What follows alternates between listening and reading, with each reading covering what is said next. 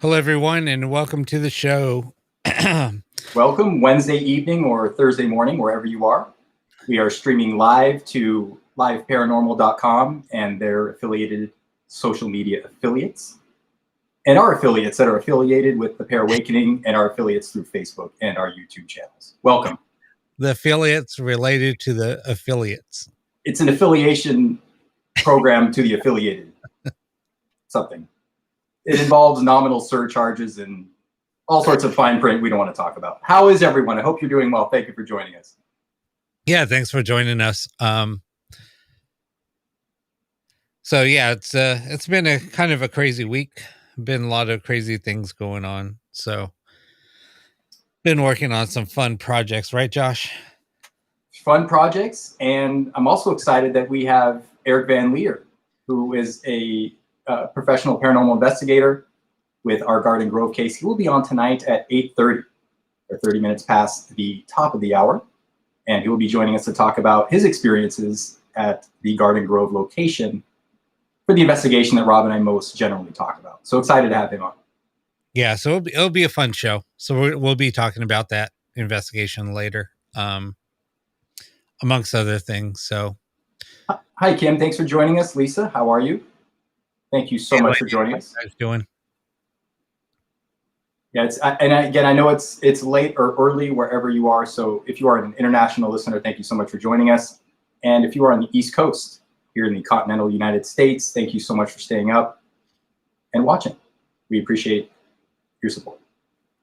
Yeah, it's been, I mean, our shows have been growing, and it wouldn't have, we couldn't do that without the support of our viewers. And yeah, our viewership, I mean, it seems like it's grown into a little tight knit family almost. It's pretty cool. And there were some friends of ours in the audience that were stating, it's not about the numbers or the size of the show or the, us trying to monetize the channel. It's about the closeness and the friendships and the family atmosphere. And that's what lasts a lifetime. That's where the true value is. And that's what we're so grateful for, is we do have this community and we all learn from each other. I mean, it's, we're all open-minded to all each other's ideas, and it really kind of fosters that type of environment that we talk about, Rob, when we wanted to start the podcast. I mean, this is absolutely the grassroots type movement with this show. Yeah. Hey, Raina, good to see you on. Hope you're doing good. JJ, Jan, Hey, Marianne. Wow. Well, thanks for joining us for the first time there, Jan. Don, how are you? Someone named Live Paranormal keeps commenting. I don't know who that is. I don't know. Probably some weird chick named Lisa. Probably. Yeah. You can just guess. That's what I would think. Hi, Lisa. Well, what should we do until Eric joins us here in a few minutes? I am excited to talk with him because he has a lot of experience as an investigator. Yeah, so basically what we're going to do is we're going to be talking about a case that we worked on. I don't know. It's been a minute since we worked on that case. But it was a case that lasted almost a whole year. So was better it was better than 9 months. Let's just put it that way. Hi, Dad. How are you? Gaynor, how are you? Mr. Wayne Poe, how are you? And I do have, Rob, I did put together, and I sent you these clips right before the show. I did put together an MP3. As much as I didn't want to compress the audio, I had to compress it to make YouTube and Restream happy. Anyway, it's about a minute, 30 seconds. I have some few clips in there from the investigation. We don't have to play it now. But just an idea of some audio I took with a RRDR60, a very low quality recorder. I know I brought every piece of equipment to that investigation so we could just try everything. I know a lot of my colleagues are going to be upset, but I did use an RRDR60 there. I also recorded in 24-bit, 192 kilohertz to satisfy my hi-fi audiophile colleagues. And I have some just audio samples from the investigation that I found interesting. Yeah. Okay. I found them. So. Yeah. The other file I sent you were samples of my recent work with Project Zero G Stall. But the first clip I sent you was for the clips from the Garden Grove investigation. So it's the first one, like 1:30 is from Garden Grove? Correct. Okay. Got it. Cool. So, take it away. So anyway, Josh and I have been working on something. Well, I started off working on a project. It's basically using ITC communication with, I guess, no scanning radio. It's still using the FM frequency as a carrier, but there's no scanning of the frequency. So basically, it's just an open frequency. Then I was passing it through an audio system and also using it's basically a high frequency audio clip. So it's just basically just high frequency noise. It's just like the clip is pretty strange sounding. You can't really see the display. Oh, you can't? Let me see if I can get close enough. You can see. Almost. Right there it is, baby. 88.1. Yeah. There you go. As you can see, the radio is still scanning and sending the pulse. You can see the red light. Yeah, you can see it. It's blinking. So it's still sending the pulse through the stalled frequency. I can't really. I'm using an old 720p camera, so I'm sorry, everyone. Yeah, I have mine behind me, but so anyway, so I posted up that's what I've been working on. So, I built 2 prototype receiver radios to use with this project because Josh was using. Well, I started doing this and recording some clips and sending them to Josh, and he was just kind of blown away by I don't know, Josh, you can go more into that. So anyway, we talked about it, and then he was going to experiment using a different radio. And you wanted to talk about that?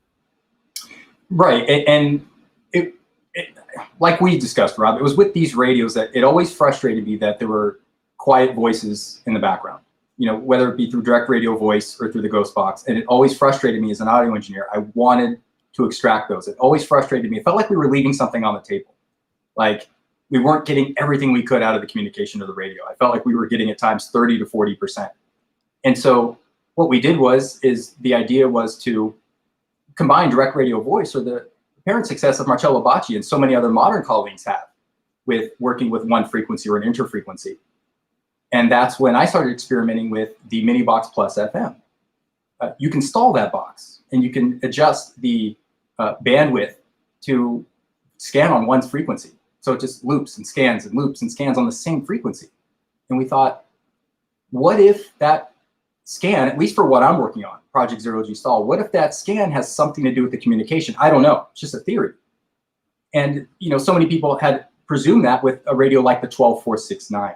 The white Radio Shack with the popcorn effect. Everyone, oh, there's something to this scan. There's something to how the popcorn effect increases communication.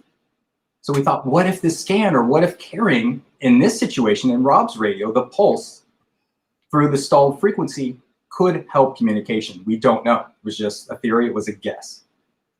And then combined with what I've been working on, Rob has his own technology he's using with his Project Blu-ray, but with my Project Zero G Stall, I'm working with a complex and custom A to D conversion and amplification to try and extract and bring those voices out from the ether or the quiet or the background that's laying especially underneath the AM band. And you know what I'm talking about. To bring those forward, but to do it from the core, to do it right at the point of conversion from analog to digital, or depending on the radio, digital to analog, but to do some trickery to bring those forward without hearing any extra noise, doing it properly, doing it through complex gain staging. And that's where we are today. Rob is getting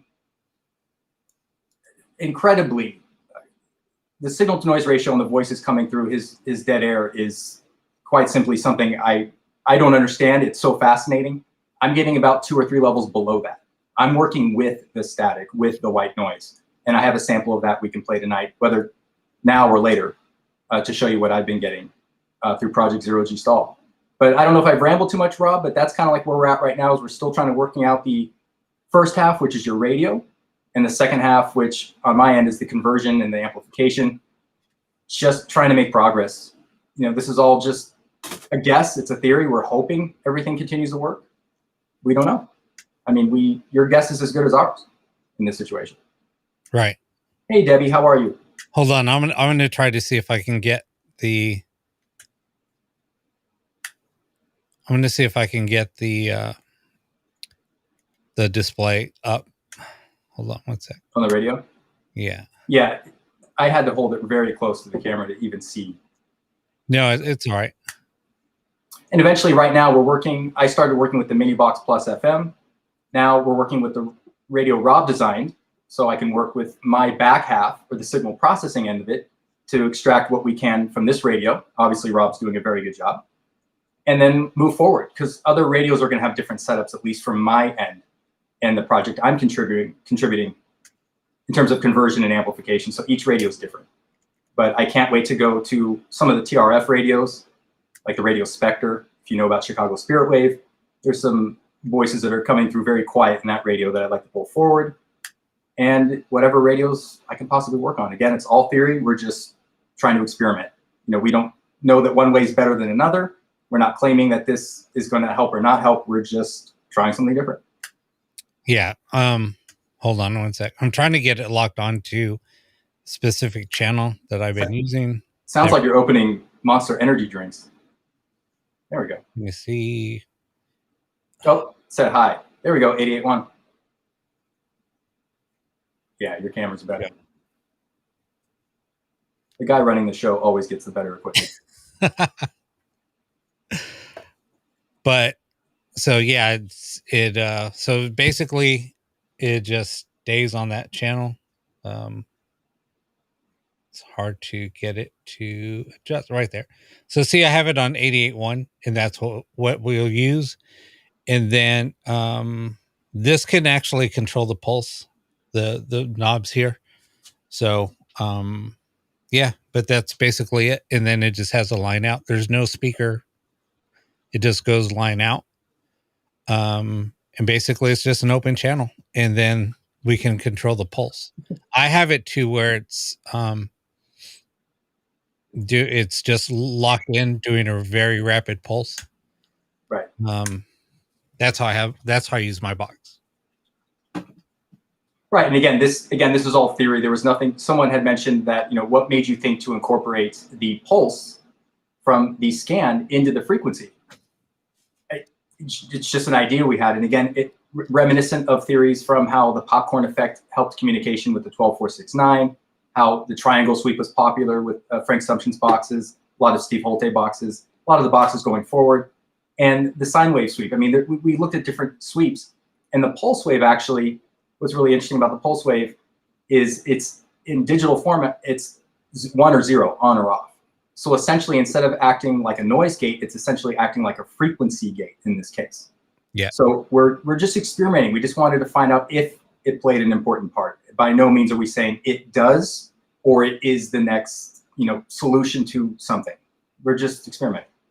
Yeah. So I included a link. So if you look on the comments, you'll see Restream.io. It'll have a YouTube link. I posted a video today, so if you guys want to check it out, it just gives a sample. I kind of talk about how the radio works and kind of give a sample. We can never predict what's going to happen, what's going to come through, but when it does open up, and it's kind of funny because you'll the way that it works, or the theory that we are understanding or that we're thinking is like Josh was saying. So as a pulse is pulsating and sending out that pulse, when it's open, we receive communication. When it's closed, the communication stops. So in the video that I posted, you will actually hear what we're talking about. And there's some voices in the background that are super, super faint. If you wear headphones, you might be able to hear them. I don't know how it came out on YouTube, but when I was using my monitors, you can faintly hear them. And so we were talking about that. Josh and I were talking about that, and he was like, man, there's something there. You can faintly hear the voices, but they're there and you can hear them. And I said, yeah, that's what I'm experiencing also. But then again, there's actually voices that are coming through. Well, with my experiments, they're coming through really loud and clear. And you can tell that they're not radio voices, as other people that have watched the videos and seen some of the other clips from my experiments. They're like, how is this even possible? How is it working? And I was like, I don't know. It was just a theory. We've been trying it out. I've been doing this for, I don't know, a little over a month now, maybe off and on, actually longer, but really working hard at it for about a little over a month. But, and where it started from, into where it's at now, it's like a whole, I mean, it's escalated like tenfold. So it's kind of crazy on what's happening. Right. And I think a lot of it goes back to we're trying to experiment with the theory that, we didn't come up with. We were just interested in and pursuing with stochastic resonance, is what can we provide that they could use as a toolkit, in theory, if that's how it works. Again, we don't know how it works. We're just kind of, it's almost like playing darts in the dark. And we're trying to pull the best theories we have out of our discussions and say, let's try this, let's try this. Rob, I do have, if you want to play before Eric comes on, I have the second clip I sent you. Okay. In Messenger. Now this, let me explain before you play this. This is my project, Zero G Stall. Again, it's stalling on a station, but I'm working with the static of that station, essentially working with the white noise and the chaos. And the back half of my project with the processing, conversion, and amplification was applied to the mini box. Now the mini box can stall on its own. So part of that was already taken care of in terms of the radio. So this is what I got. These are the voices that I pulled out from underneath the static. The mini box FM actually, compared to its sibling, the AM, is noisy. It's a noisy FM box. Ron, from my understanding, was a little disappointed. He couldn't get it quieter. So there's a lot to work with there. There's a lot of meat in terms of the static. And I believe that this method, or what I'm working on, is helping to pull those voices out. It's the second clip, Rob, that's a minute 16. And it starts right away. And it might be loud. I don't know how loud you're going to be pumping it. Well, just try it. Let's see. Okay.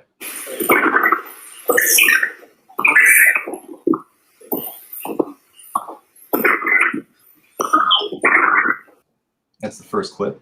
You don't have to respond. I just want this message to get to you. I'm very grateful and very humbled. Hello. Hello. Who said hello?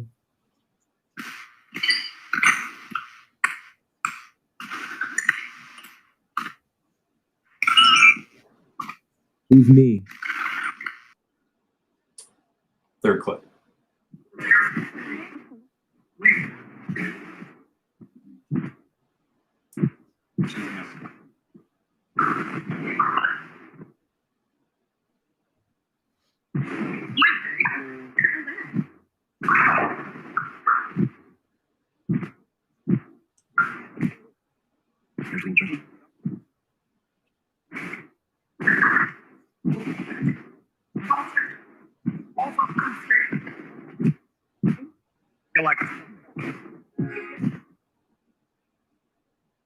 Okay, so that's what I've been working with on the mini box so far, and that's trying. It's essentially A to D trickery to try and bring out the voices that are from, what I would consider a very noisy background. Without doing something like this, you may miss them or may go over them. So it's just an experiment to try and bring that out. So far, I've had really good success, and not as frustrated as I used to be, being that I used to hear a lot of these voices that would go unnoticed. We couldn't tell what was being said. I'm sure a lot of you have had that. Really frustrating. So it was just a passion to want to know what's down there. So we're going to keep working on it and seeing what I can pull out. I did like the first one, which I believe said, "We're here, who is it?" That voice was just very pronounced. The hellos was very pronounced. So it's still trying to, it's not really helping to proliferate more communication on my end, but I'm just trying to help bring out what's buried, essentially, what we hear very faintly to the surface. So yeah, somebody was asking me, what does because they were like, I don't hear any static on the back end of your radio when it's locked on to a channel. And so I said, yeah, it's quiet. I mean, it's silent. Right. I recorded a clip of what my box sounds like when it's on that channel. Or when it's between channels. Right. And I'll play a clip, and I'll tell you when it's on. Hold on one second.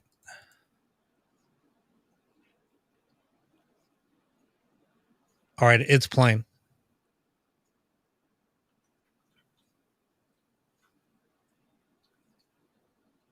You can hear a slight hiss, but it is playing. It's already 20 seconds in.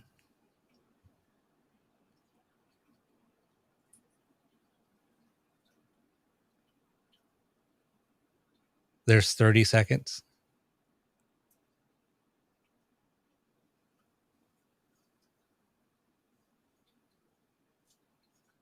There's 40 seconds. So that's just a sample of what my box sounds like when it's on, when these boxes are on, right. On an open frequency. Right. Didn't hear anything. Let's see. Katie, good point. Objective versus subjective messages. Absolutely. That's a really good topic. Lisa says, love no static. Katie says, be careful about noise removal, you stinkers. You know what, Katie? There's no noise removal. Yeah, there is no noise. There's no noise removal. None. That's actually the radio scanning. Well, in Katie, I think you mentioned chirpiness. I'm not done EQing what I'm out of the conversion. I'm not done with my experiment. It is chirpy, and my EQing on that was bad. But that's what I have to work on. It's not anywhere where I want it to be. Yeah, exactly, Kate. Yeah, none of this, and I think someone asked Rob, it was a message to the inbox saying, will this help increase communication? In no way would I think it would. I mean, there seems to be an element of free will on Spirit's part. They're going to talk to us, or whoever they are going to talk or not talk whenever they want. I can speak for myself. That's not in my control. I'm just trying to clear it up, bring voices forward. Maybe I think Rob is, we're experimenting with maybe a new way to do it. There's no right or wrong. There's no better or worse. It's just we're trying something different. Or maybe it's not different. I don't know. There might be someone out there already doing this. I don't know. I have no idea. Yeah, I don't know. It's just a way of trying something without using a scanning radio. Right.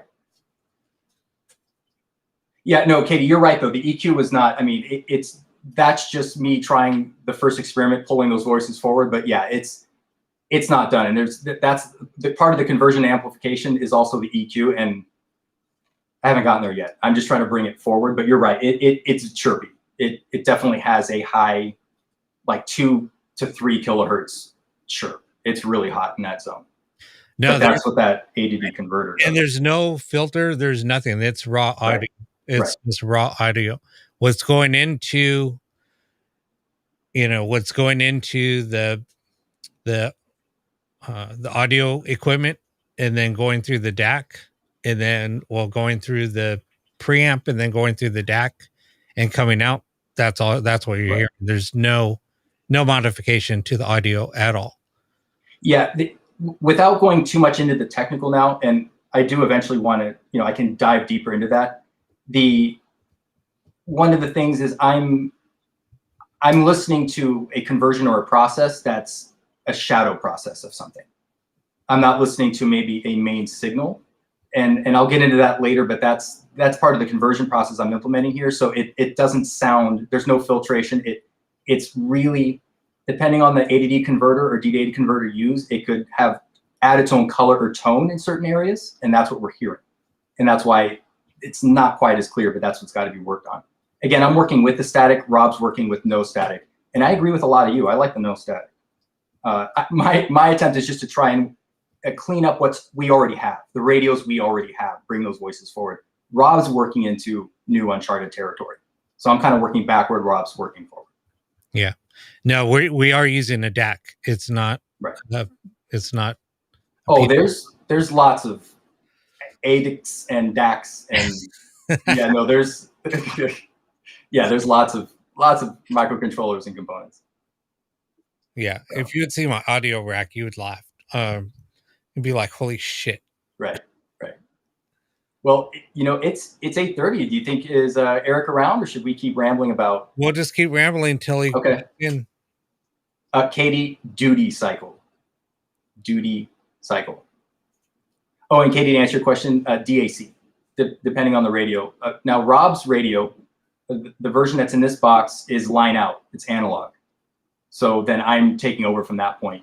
And that's where we wanted to work from, was right out of the radio. I didn't want to work with any type of standard chips that were already made.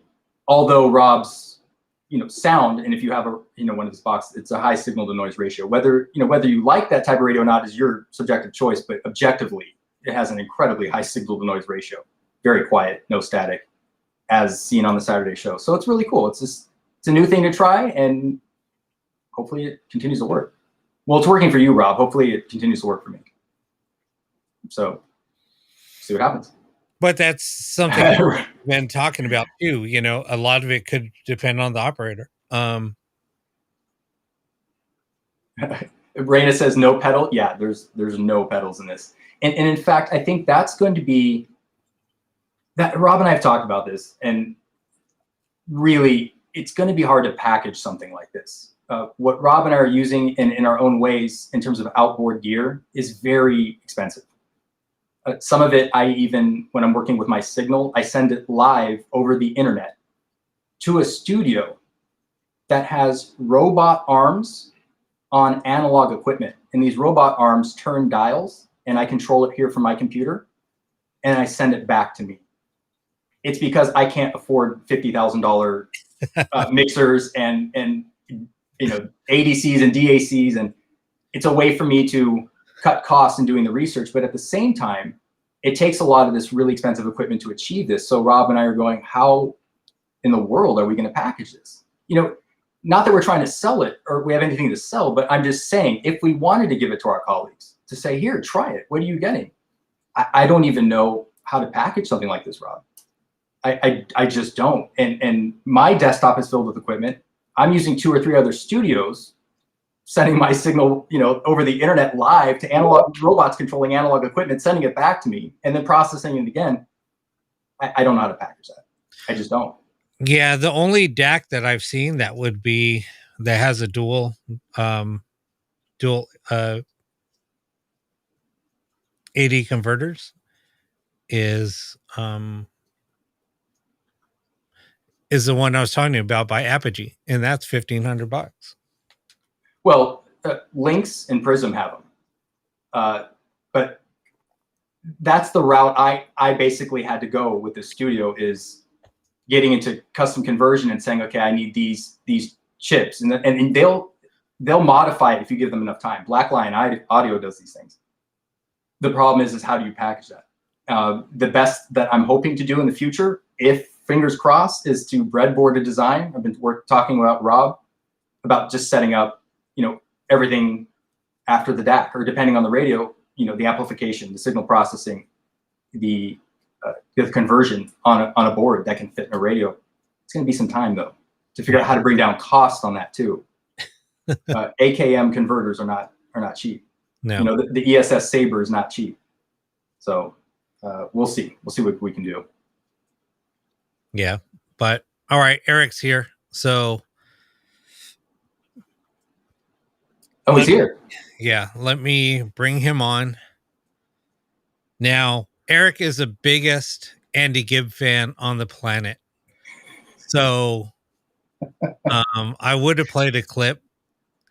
I didn't know that. I would play a clip, but I don't want to get a copyright strike, so can't do it. I thought about it. I was going to try to find maybe an instrumental that's royalty free, but I didn't have time to do it. So here comes the Andy Gibb fanboy, Eric Van Leer. Gibb's awesome, man. Shadow dancing, all that stuff. Oh, that's fantastic. I didn't know that. Oh, yeah. Oh, that's so cool. We have to talk about that. I didn't know that. How are you, man? I am doing all right. It's a little cold in my place, but I think that might be due to the air. But I did see something strange last night in my room. The door was closed in my bedroom. Near my dresser, this like animal thing like walked by, and all I could describe it as is like a small albino raccoon, and it just vanished. I have no idea what it was. Wow. That doesn't happen at my house. Unless I was just really tired. I mean, I was doing a podcast last night and got home, I think about 3 or 4 after hanging out with everyone, but I don't know why that would explain, something as, as strange as an albino, small albino raccoon. Right. Maybe a dog or cat. That imagery is kind of freaking me out a little bit. Wow. Jeez.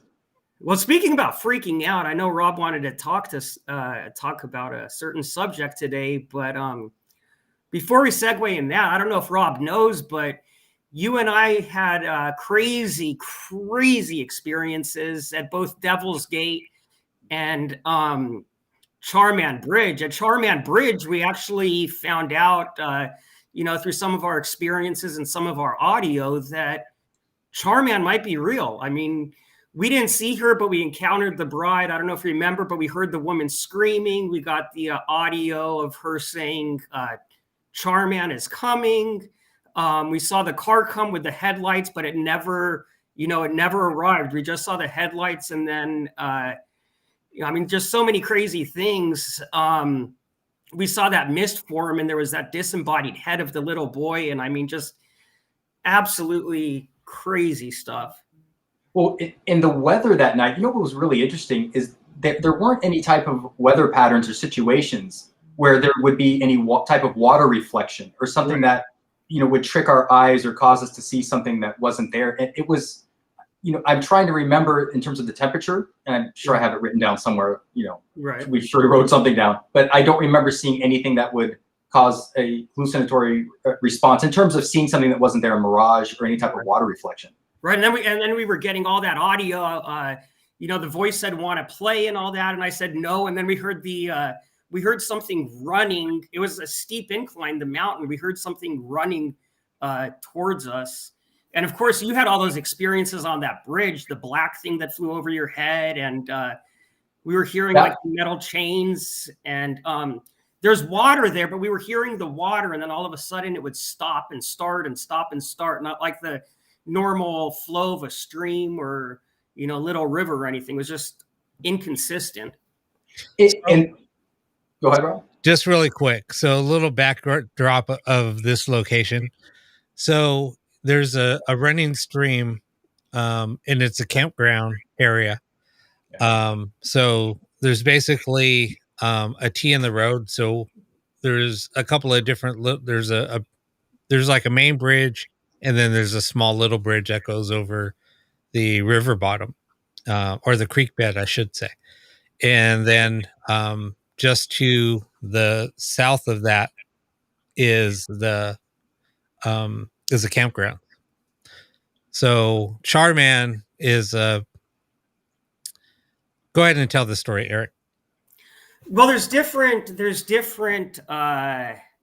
urban legends, if you will. Like I said, we had so many experiences and EVP and spirit box sessions that I wonder if it's, actually an urban legend. But one of them is that he was in a car accident. His car got fired and he got burned, fatal.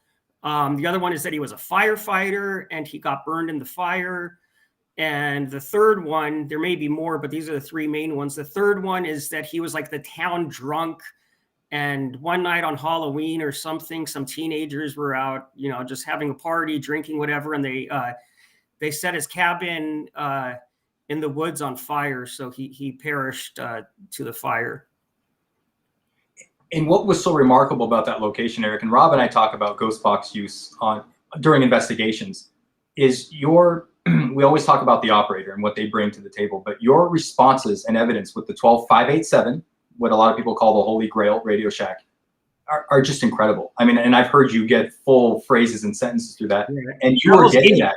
Yeah, Devil's Gate. We were getting Satan, all the evil stuff that might not necessarily even be evil, but we were getting tons of stuff there too. But interestingly enough, at the location where we were, and you were running the radio periodically before we got to that location, and we weren't getting those types of responses when we were at the location where this lore took place, and this gentleman obviously died by fire. No matter which story you look at, it appeared that there was an incident of fatality due by fire, by dying by fire.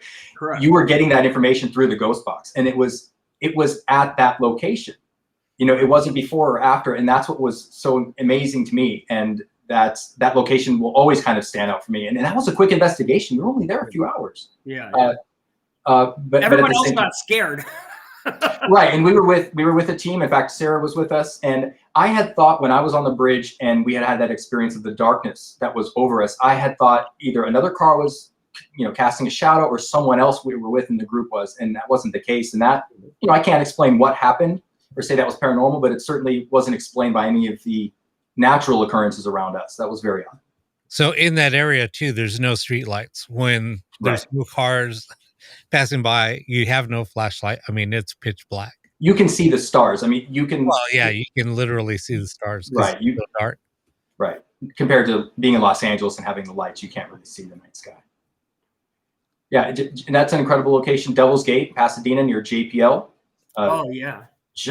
And Rob and I briefly touched on that on this show. That location, I would say frightened me. I mean, I don't want to show fear, but at the same time, some of these places you took me to, I was shocked at how obvious, negative energy or dark energy can exist in a location. And I've been kind of sheltered because I work in more of a controlled environment. And so when I really saw firsthand for myself, wow, there is a yin and a yang. There is dark, negative energy out there. It alarmed me. I was alarmed by these locations that you and Rob had so much experience in dealing with and investigating. So here comes the topic of the night. So, do you guys want to do the segue into what we're talking about? Well, Eric would be the best to talk about the Garden Grove location. It's for me, one of my, I'll just preface this. It was my first full investigation, still one of the most lengthy ones I've been on, and probably my last, based because it was just that alarming. It was Sarah's the one that got the call on it. Right? No, it was Shelly, my old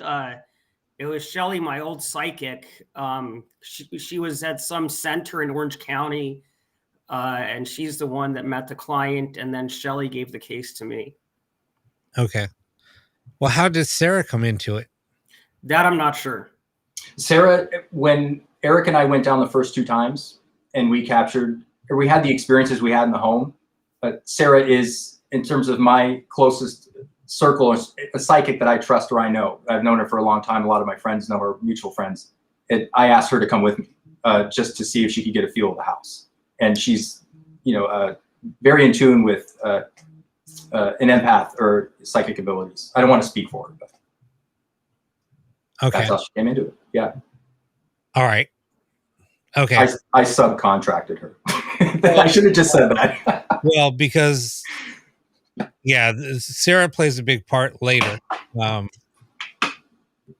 months after we finish the case. Right. Well, So, it's a small world. My sister, who's lead counsel at SAG, actually knew her ex-husband, so it comes full circle. And I had known her for a while also as well. Right. I didn't know that Josh had known her. Yeah, I was in my 20s. I was a rock musician, believe it or not. I'm a drummer, and my lead guitarist was best friends with her. I mean, basically, had grown up with her. Right. And she used to come to the show. She was really nice, and I have sons. She has sons, so we just kind of talk about kid stuff. Just in small world, like you said. Okay, so yeah, so let's go ahead and okay, so I will say my piece right off the bat before you guys even went. So Eric calls me, tells me about this case. So we started talking, and I told him he wanted to schedule it on, let's say, this Saturday. And I was like, Eric, I can't go. And he said, okay, well, Josh and I will go. It might have been the next day I called him and said, do not go to that location without me. And he's like, well, I already set it up. And I said, no, do not go to that location. Just something was telling me, no, don't let them go. So I called you a few times and said, do not go. And you're like, well, we're going to go because we already promised it. And I got upset. And knowing why I was getting so upset, because honestly, I really didn't care. But something was telling me, no, do not let them go. So I just was like, you know what? I can't stop them. I'm, I don't control what they do. But something, my intuition was saying, no, do not let them go. Anyway, go ahead. I'm completely oblivious because I hadn't been on a serious investigation before. So Eric was essentially by himself. Well, I don't know. I don't know if it's, the conversations we had, but we met the client at one of my favorite restaurants. That is until I found out they put mayonnaise in their desserts. And the client showed us a picture, Josh and I a picture, and there was nothing paranormal about it, but I turned to Josh and I said, I do not like this place. Once again, I don't know, if it was the voice in the back of my head from talking to you, but I told Josh, I do not like this place. I don't like it. There's something wrong. So we then left the restaurant and we met the client at her home. Josh drove, I think he was driving his truck there. And I showed up, and before he went inside, I looked at Josh and I said, and I mean, it wasn't even dark yet. There wasn't anything creepy, nothing like that. And I just told Josh, I do not like this place. I don't know if he remembers, but I had a lot of anxiety. You had a lot of anxiety. And I think what alarmed me is, even though I hadn't been with you guys on an investigation before, you and Rob, I look up to as professionals, as investigators. You had been doing this for decades. And I was immediately looked at you when you said, I don't like this place. You said it several times. I was like, I hope you like it, because I've never been on an investigation and you're starting to scare me. Like, if you're having problems with this after your decades of experience, and it was my first investigation, that's when I knew this wasn't, let's flip on some radios and go home. I mean, I saw the look on your face. I won't forget that. So, all right. So go ahead and tell everybody what happened that night. Okay. So we sat down with the client at the kitchen table, and about 5 minutes in, I have to go use the restroom. And there's two restrooms side by side. To the right is the husband's office, which has its own stories. And to the left is a bedroom where a lady had died from cancer. So I came out of the bathroom. Until this day, when I experience something, I still wonder, especially if it's, something really hardcore, like, when we met Patricia in Buffalo and it was just insane. I question it still, but I mean, standing less than 3 feet from me is this lady. She looked exactly like the lady in black from Insidious. I mean, I even, talked to Oren Pelly. I said, I saw this apparition and it looked just like the lady in black in your movie Insidious, the black veil and an old wrinkled face.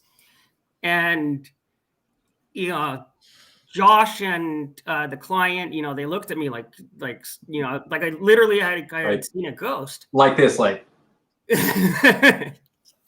So I come back to the table, and it was just one thing after another, and I should have known, because there's something that happens when you're on a demonic case. Sometimes when you're on a demonic case, a voice will mimic you. It will sound exactly like you, and it will touch on things that bother you, affect you, things that happen to you. So we're playing the audio back. We were just doing dry EVPs, and in my voice, clear as day. I used to get scratched a lot on investigations. Whether it was a human scratch or demonic, the human hand, the 3 middle fingers are longer than the thumb and the pinky. So, 3 scratches aren't always demonic. But regardless, I was getting, scratched a lot on investigations. So we're playing the audio back, and in my voice, it says, "Who scratched me?" And I had never said that. I don't even think I was talking much during the EVP session, asking questions. I think we were just letting it run for the most part. And I didn't even get scratched, so I wouldn't have said that. So then the night goes on, and we're experiencing a few other things. I go outside, and I'm just seeing shadow people literally all over the neighborhood.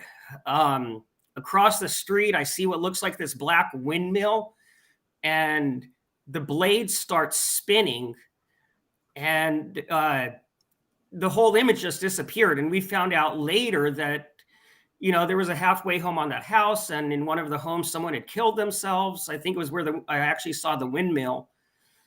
So I'm standing outside, and Josh comes outside. It turned out to be prophetic. I'm not good with that word, pathetic, whatever. So Josh comes outside, and he's laughing hysterically, and he says, "You have to hear this," because he was doing his own EVP sessions while I was hanging out outside and smoking. So he plays it for me, and he's still laughing. We both started laughing, and clear Class A EVP. It says, "We've been waiting for Eric and his penis." Yeah.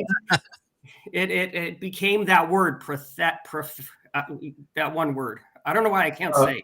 Like a prophecy. Like a prophecy, correct. Yes, it was foretelling of something that would eventually happen to you in the home. Right. And it said that, and it scared me, but I laughed. It was just out of shock. Like if you don't believe in the paranormal after hearing this as a recorder through an EVP, then I don't know what to tell you. It literally said, "We're waiting for Eric and his." Okay. Literally. With that said, something happens with Eric and his penis several months later in that house. It was probably a good 8 months later. 9 months later. It was towards the end. So about 9 months later, something happens. It was when Eric slept over. It was part of the fun sleepovers at this location. Well, we had many sleepovers at that location. I've had many drunk sleepovers at that location. Remember, I had the keys to the house. Oh, so, no, she literally wanted one of us to live there to try and document what was going on. The members of our team basically slept there and kind of lived there for a period of time. Yeah. I at the end, I had to first force her to take her key back. She really didn't want it. She was like, I think she was lonely though. She just wanted. I think so too. But anyway, so there was a lot of shadow people seen. There was a lot of voices seen. Do you want to play the EVP real quick? Yeah, you have it? Or whatever Josh sent me. Okay, you know what, Eric? There was so much audio from this. I tried to pull up 3 that I thought were interesting. The ones you described I couldn't find. I didn't label everything perfectly, but I tried to throw some stuff in here. Rob, I segmented it into 3 sections. So like there's a first clip, there's a pause, a second clip, a pause. If you could play it and try and pause after the first clip. What was interesting, Eric, is in this clip, you know how you mentioned in your voice it said, "Who scratched me?" Right. But you never said that. I was standing there with you. We were both silent, and the EVP came in, said, "Who scratched me?" in your voice.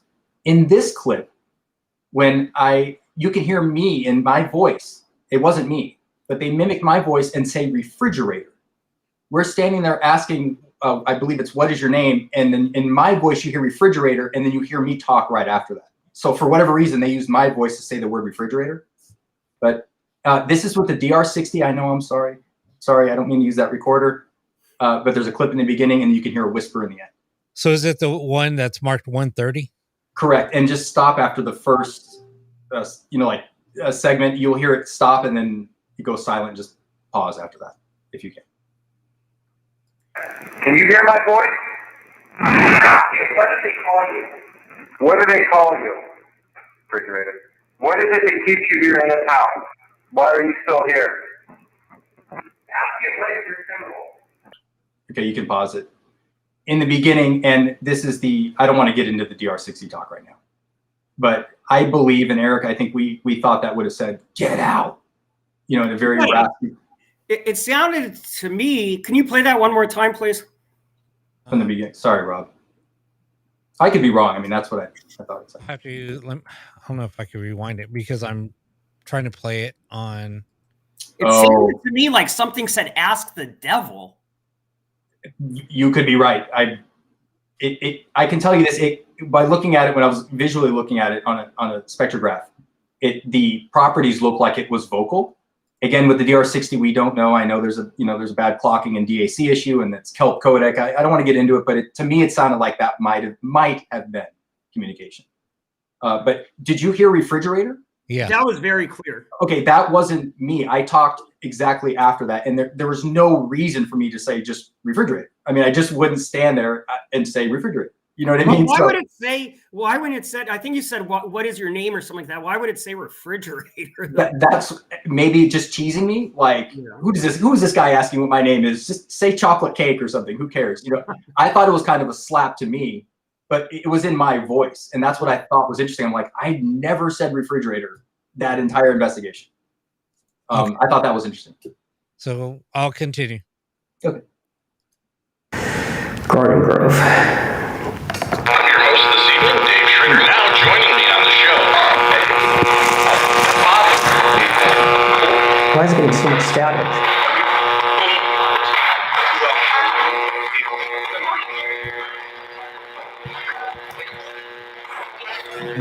My phone in airplane mode. Maybe that'll help. Let me try 1 second. There's a point to this clip. Give it a second. Okay. Give it a shot now.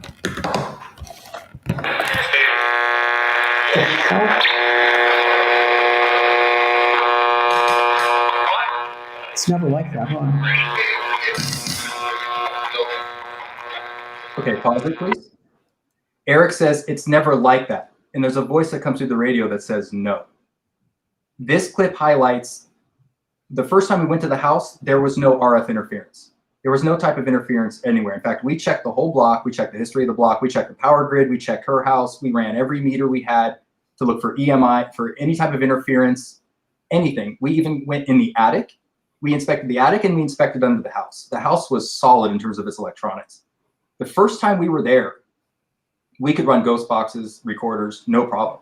The second time we went back and we noticed a change in the client, I don't know if you know this, Eric, but we couldn't run a ghost box session. We heard that interference the entire night. It came through the recordings. It came through the ghost box sessions. Something changed when we started going back. And when you said, it's not usually like this, is it? And you heard that voice come through the radio. No. So something changed. And the point of that second clip was just to state that literally that night we couldn't run any equipment. And something literally changed a week later. Wow. All right, so continue. Yeah, the third clip, let me think. I'm trying to think what this is. Oh, okay. This is the type of communication that we were getting. Eric, you were running the 12587. No, it might have been the 12469 with the popcorn. I think it's the 12469. But we were getting communication now with the popcorn. You can not only hear the popcorn sweep, but you can also hear the interference from the house. We have that that's sitting on top of it, right? It stops and everything cuts out. And this is just an example of the type of the communication we were getting through the ghost box. You can run it, Rob. If anyone's here, tell me your name, please.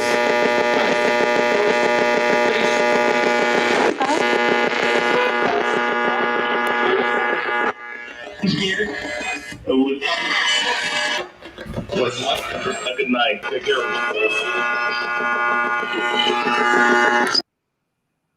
So what would happen, what was interesting is what this interference did do is it lasted, it was just proliferating throughout the entire night in the investigation.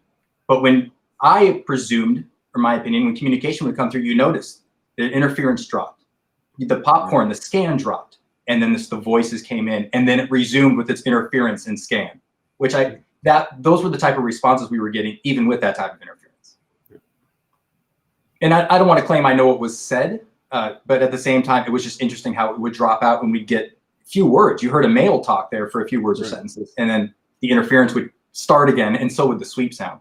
So I thought that was interesting, and that happened throughout a lot of the investigations there. Yeah.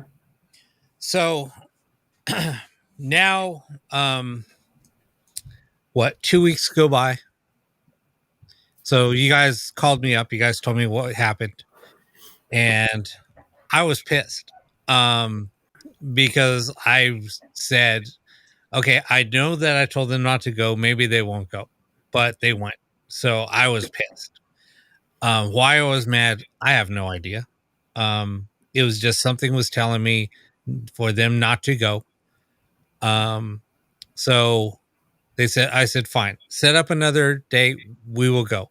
It has to be not this weekend, but the following weekend. So 2 weeks pass. Then we go. We get to the location, and the house was nice. It was a really nice house. So I started talking to the client. That's when I met Josh for the first time.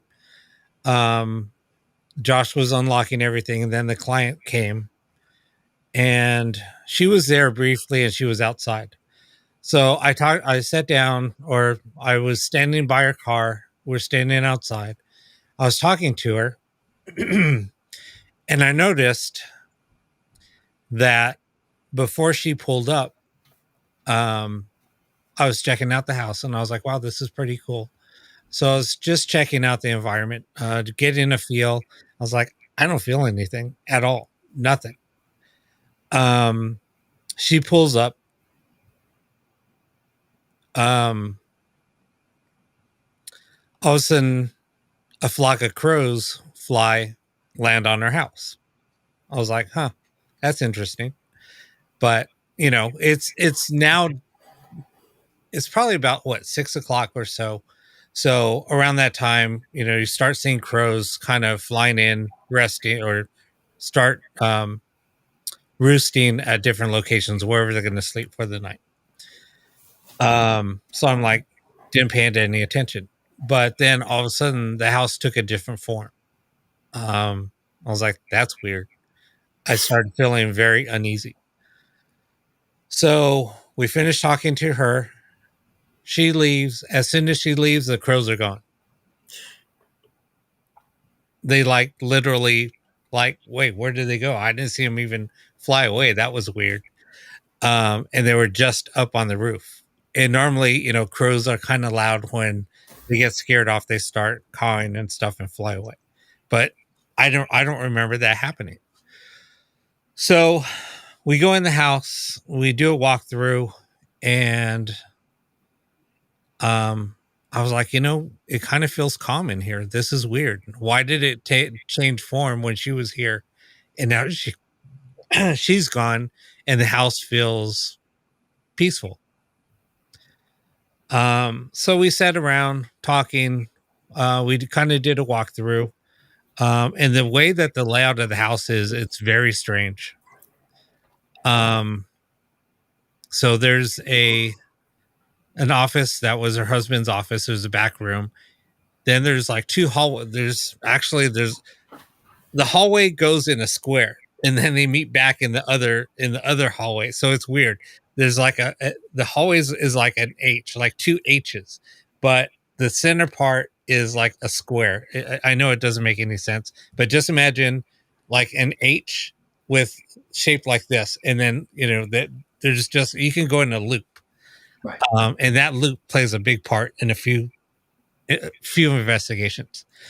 So we sat down, and she told Eric and Josh a story about her husband. That after he passed, she didn't go through any of his belongings. So he had like a footlocker that was locked, right? Was it a footlocker or was it in the attic? Was it a footlocker or was it a yeah, it was a footlocker. Or a chest. It was a chest. It was a little bit bigger. It was almost, I would almost call it a chest. Okay. So anyway, so she had somebody come over. She called a locksmith, I think, to open up the locker. And she had a neighbor come over to help her go through some of the things. So, come to find out that when they opened up the locker, he had over several hundred pairs of panties. They were children's. They were children's underwear as well. Yeah, ranging from everybody that was all the underwear that they found were from teenagers down to young girls. So, and then to find out months later, when I was talking to her on a Saturday after I stayed overnight, she would come over and bring us food. She would always stock the fridge. So she would always stop by periodically and just drop off food. Her hospitality was incredibly generous. It was incredible. And then here's the thing. The house stood vacant for what, 11 years? At least. I thought it was the better half of a decade and a half. I mean, I thought it was close to 15 years. Okay. But let's just call it 10 or 12. I mean, the point is it's a long time. Yeah. So about 10, let's say 12 years. She had work crews in there, but they always left because something happened. Yeah. Thank you for saying that, Eric. And it happened in the afternoon, by the way. It happened in the daytime. So literally when the first night that we were there, everything was covered with sheets. So I said, you know what, can we remove these sheets? We're going to be here for, I don't know how long. Is it okay if we uncover the couches? And she said, no, make yourselves at home. So we uncovered all the furniture. Let's just make it look livable. Let's try to recreate whatever's going on, because whatever was there would not present itself at all. We would try to after you guys were there the first time, we really didn't get any more EVPs for a while. I mean, we did ghost box sessions, nothing. We did a lot of different things, nothing. It took months. I mean, literally, we were there in the morning till, we would stay overnight. Eric and I would just crash out. Josh would leave, in the early hours of the morning, probably 2 or 3 in the morning. He would say, you know what, I got to go. And then he would take off, and Eric and I would just crash out. Anyway, so we were there at all different points of time. But the funny thing is, so here's another point that, so the client came, I saw her pull up, so I went outside to meet her, and it was like she was trying to get rid of me. She was like, I need you to go. So she sent me to the store, basically. So I said, come on, Eric, we got to go to the store. So we left. We went to go. She gave me some money to buy some drinks and stuff, because she said, you know what, I got to do some watering and I forgot to go to the store. Are you guys going to be here all weekend? Yes. All right, here's some money. And I said, I don't want your money. We'll just go to the store. No, take some money. I said, no, I'm not taking your money. So we left. We went to the store. We bought some drinks and stuff. We came back, and I noticed her roof was covered in crows again. I was like, what the hell's with the crows? But here's the weird part. The crows were taking, it looked like food, and taking them into the tree and then flying away. And I was like, what the hell? So it was like they were taking the tree offerings. It was weird. All of a sudden, so she left, all the crows were gone again. So I noticed that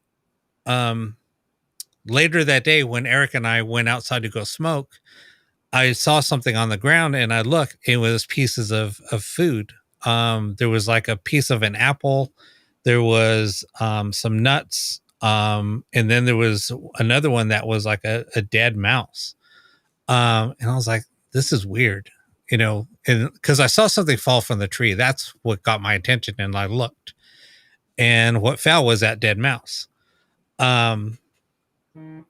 So I just said, this is weird. Why is it every time she comes? And so I started documenting every time she would come and leave, there was always crows. And then it was like she was stalking us also. It was weird because we would all of a sudden I would look out the window. I was like, what the hell is she doing outside? I would go out to her car and she's like passed out. And I would wake her up and I said, well, maybe she's drinking, but she didn't drink. That was the other weird thing. So when I woke her up, she was like, what am I doing here? And I said, Yolanda, you're at your house. What are you doing here? And she was like, I don't know. And then I was like, well, you just need to go home. We'll be here. If you want, you can come over tomorrow. But right now we don't want you to come in the house. We just didn't like her being in the house. So she left. And then some things happened that night. So Josh, myself, and Eric, we heard a little girl. And we heard footsteps running. So it was funny. Josh ran one way. I ran the other way. And we ran into each other. Kind of. We like met up in, like I said, it was like in a big circle. So we ran around and then we met up in the circle. And I was like, where did she go? And we're like, I don't know. And then we heard giggling. Like she got away from us. And so it was like she was trying to play with us.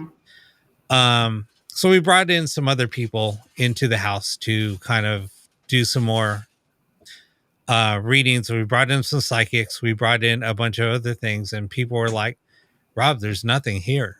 Everybody kept on saying, Rob, there's nothing here. Anybody that we brought in the house, there's nothing here. So it was just really strange that things like that were happening. Anyway, go ahead, Eric. I know you want to say something. Oh, no. Yeah, so one of the people we brought in, a prior very close, intimate friend with Rob, I had seen in the husband's office where some things were found and, I guess some things may have happened. Well, before that, the same night, but right before that, Rob was using the FLIR, and right near the front door, there's like a little wall before it juddies into the hallway, and he was using the FLIR. And this is about this in timeline. This is about 7 months into the investigation. We weren't really getting much. Yes, we had an encounter with that little girl, but that was basically it. And then there was nothing for several months. Go ahead. So he's using the FLIR, and he's I guess took a picture of like where like the front door, and then there's like the hallway, and the picture from the FLIR covered where the wall is that separates the hallway and the front door. And it was like on one of those Bugs Bunny cartoons where Bugs will run through one door, and then someone's chasing him, and he'll go across the room, and then he's going through another, he's just going in and out of rooms, and then the chaser becomes the chasee. It's just a long hallway with doors on either side, something like you wouldn't see in a normal place. So that's what he got, like this 3D heat image, 3D heat sensing image of this hallway with all these doors on both sides, and it kind of had like this dimension to it. And that was very strange because, like I said, you're not going to find any place even like on a Navy ship, it's not set up like that. And it was like you were looking down. How in the only movie I could think of is like Beetlejuice, when they're going down the door or down the hallway and they're opening up doors. Yeah. It was like that, but there was doors on both sides. It was like going down a hospital and you see all of it's a long hall with doors on each side. And Okay, it's really deep. Go ahead. I'm glad you said that, because that is one place where you will find that. I didn't even think of that. Hospitals have doors like that. Mental hospitals, jails, they'll have doors like that. So it's something you'd see like in a hospital or a mental hospital. I know, just door across from door. So I'm glad I need more sleep. So Yeah. After that happened, I was sitting on the couch. I think a couple of us were sitting on the couch, but where my viewpoint was right to the husband's office. The door was open in the front side and then on the back side, which led to the bedroom. And I'm just staring there, and there's literally this figure that looks like the Grim Reaper. It's just this tall, maybe 7 foot. I mean, it didn't even look like an apparition. It looked solid. It was just, I hate to be cliche, but it was, the long black cloak or whatever with the black hood and just a skeletal face. It looked like Skeletor from He-Man or something, but much more ominous. And it was really creepy to see that. And then Rob's friend spent the night. Well, I think she left early in the morning. And this was the night the EVP became a prophecy. I can't say that word, prophetic. But she comes out of the bedroom, walks through the husband's office, and looks at me with a look of just total shock and disbelief. And she looks at me in all seriousness and says, "I will never doubt you again." And I said, "What happened?" She said, "I saw it. When I was trying to sleep, it was standing in the door near the hallway, just hovering over me, watching." And she saw the same Grim Reaper as what she described. Yeah. She described exactly what Eric said. She said he was as tall as a doorway, in a cloak with a hood on, and he had a skeleton face. So, that night. So that night when she was there, we started doing some scrying. Something was drawing me to the back bedroom. So we started doing some scrying in this mirror. Several sessions. And then we started seeing a female figure also. And that's when everything took a turn. So now it started showing itself. And then, so we were dealing with a female at that point in time, a female and a little girl. The little girl she was almost like using as a pawn to play with us, to lure us into different areas, to try to get us away from that room. She didn't want to be discovered. We kind of left that room alone because it was dark. It was empty. The only thing in there was a dresser and a full-length mirror. That was it.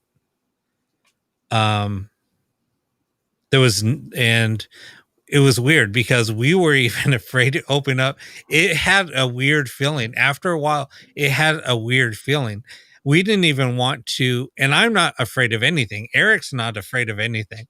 We didn't even want to open up the closet doors. My friend who was a medium also, she said, "Stay away from the doors. Do not open the doors." None of us wanted to go near those doors for some weird reason. But later I opened up the doors. There was nothing there, but it just had a weird feeling. But anyway, so that morning, once my friend left, she left early. It was probably about 6 o'clock in the morning. Eric, I fell back asleep. Eric was asleep on one couch. I was asleep on the other. So, I said, "Eric, I'm going to take a shower. I want you to get ready and we're going to go grab some food and we're going to go home." So I jump in the shower. I come out and it smells like sex. I'm not going to lie. The room smells like sex. And I'm like, "What the hell what are you doing in here, Eric?" And I'm just like giving him a hard time. And his look on his face was just priceless. Yeah, and I wasn't doing the 5-finger shuffle or the 5-knuckle shuffle. he was like, he had a look like, and I was like, Eric, what happened? And he just looked white. I mean, literally white. And I was like, what happened? Go ahead, Eric. I didn't know.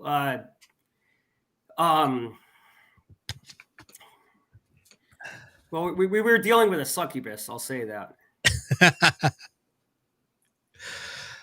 Yeah. So anyway, Eric was sexually assaulted.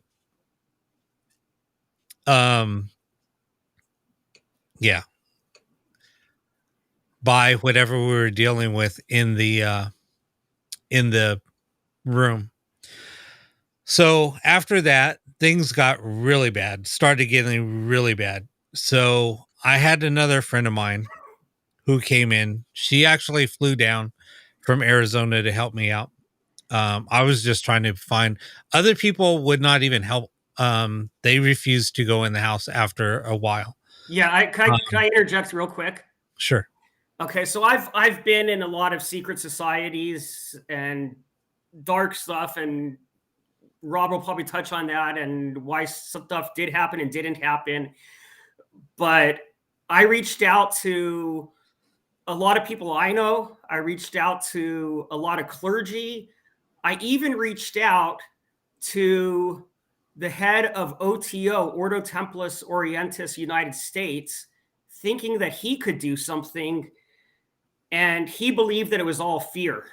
This is not opinion. This is fact. He said, you guys need to look at your fear before anybody does anything. But when there's that many people experiencing the same things and we're getting concrete evidence, I mean, yeah, maybe we did have some fear, but that was not what was going on. So he didn't want to touch it either. And just pretty much everyone I reached out to, for one reason or another, they didn't want to go anywhere near the place. So, Rob, just real quick, I want to interject. I don't know if you can. I'm sending you pictures of just the house and inner location so people can help fill in or connect the dots of the imagery. I've just attached them to the messenger. I don't know if you can show them. All right. So, anyway, so before this happened, so my friend said, okay, she'll come down and help. It was around the October timeframe, late October. So closer to it was after, it was like this, it was after Halloween. So the second week of October. Hold on one second. Let me download these pictures and all. Yeah, I'm not going to share the one of her, but I have the scratches and the marks, but I just sent them to you. It's up to you if you want what you want to show. Well, you know what? They're not bad. So her face wasn't in it, so that's why I was like, that's why I said, you know what, I can. And these are just shots so people can kind of get an idea what the house looked like. In the corner we kept running into and where the little girl was playing by that back room around that dark corner of the house. Right. Let me down.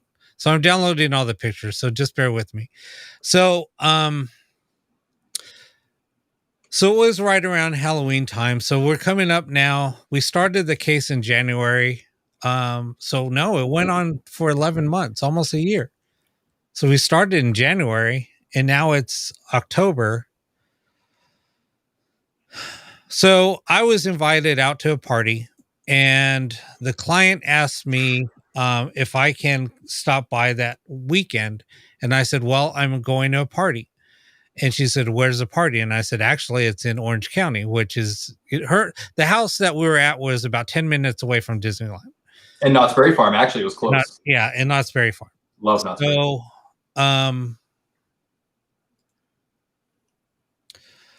So I said, oh, you know what? Yeah, that's fine. Actually, we're going to drive home. So no, that's perfect. So she's like, yeah, just you guys stay at my house and that's fine. And I was like, okay. So I went to meet her. She wanted to show me some pictures that she had and some other things. So I went over, we looked at the pictures. I had some friends with me. And so I said, okay, we're going to put our stuff down. Do you mind? And she said, no, just bring your stuff in. And she introduced herself. And so I was with my friend and his wife. So they were like, wow, this house is really nice. And I was like, yeah, it's cool. And so, so she kind of walked them around the house and was kind of talking, and she was a talker. So she left, and then we started getting ready for the party. And my friend brought over, there was no TV, no radio, no nothing in the house, nothing to do in the house. So we're going to be there for at least another 3 to 4 hours. So we're going to get ready. So my friend said, oh, look, you said that there's no TV. I brought a little DVD player and a projector. I was like, oh, that's cool. And so she set it up. She started playing a movie. And what movie did she play? The Exorcist. So now we're watching The Exorcist in this house that we're dealing with the succubus. We still didn't know who we were dealing with at that point. So now let me pull up these pictures if I can. Now that I have them downloaded, I'm sorry, kind of running all over the place, but just bear with me. 5 seconds. 5. How am I going to do this? I know, right? Photos. Where are they? Downloads.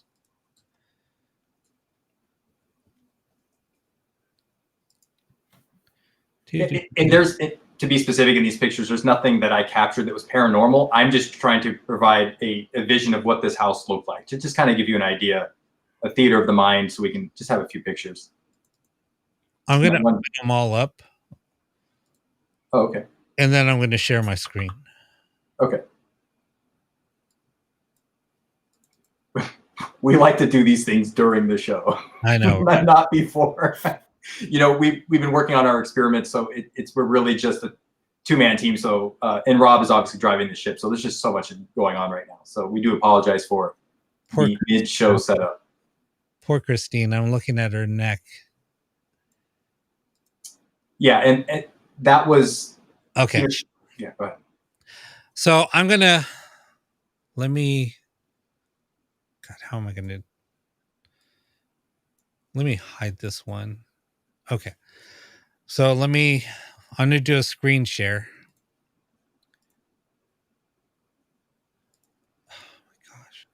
So I'm running this Mac, and it keeps on asking me to open up permissions.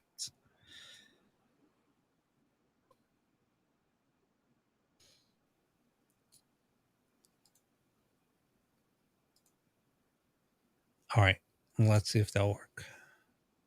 Okay, let's take a look. Full screen share. See, Beth Rage says, The Exorcist. Oh, no. Oh, I love when your computer does this. I know. This is awesome. Here they are. So can you see that? Yes. All right. So that's the outside of the house. So, and you see that we always had the front door open. Neighbors probably thinking, what the hell are these guys doing? So that's a front door. Okay. So here's the front door here. I don't know if you can see my mouse. Yes. Okay. But here's the front door. This is office.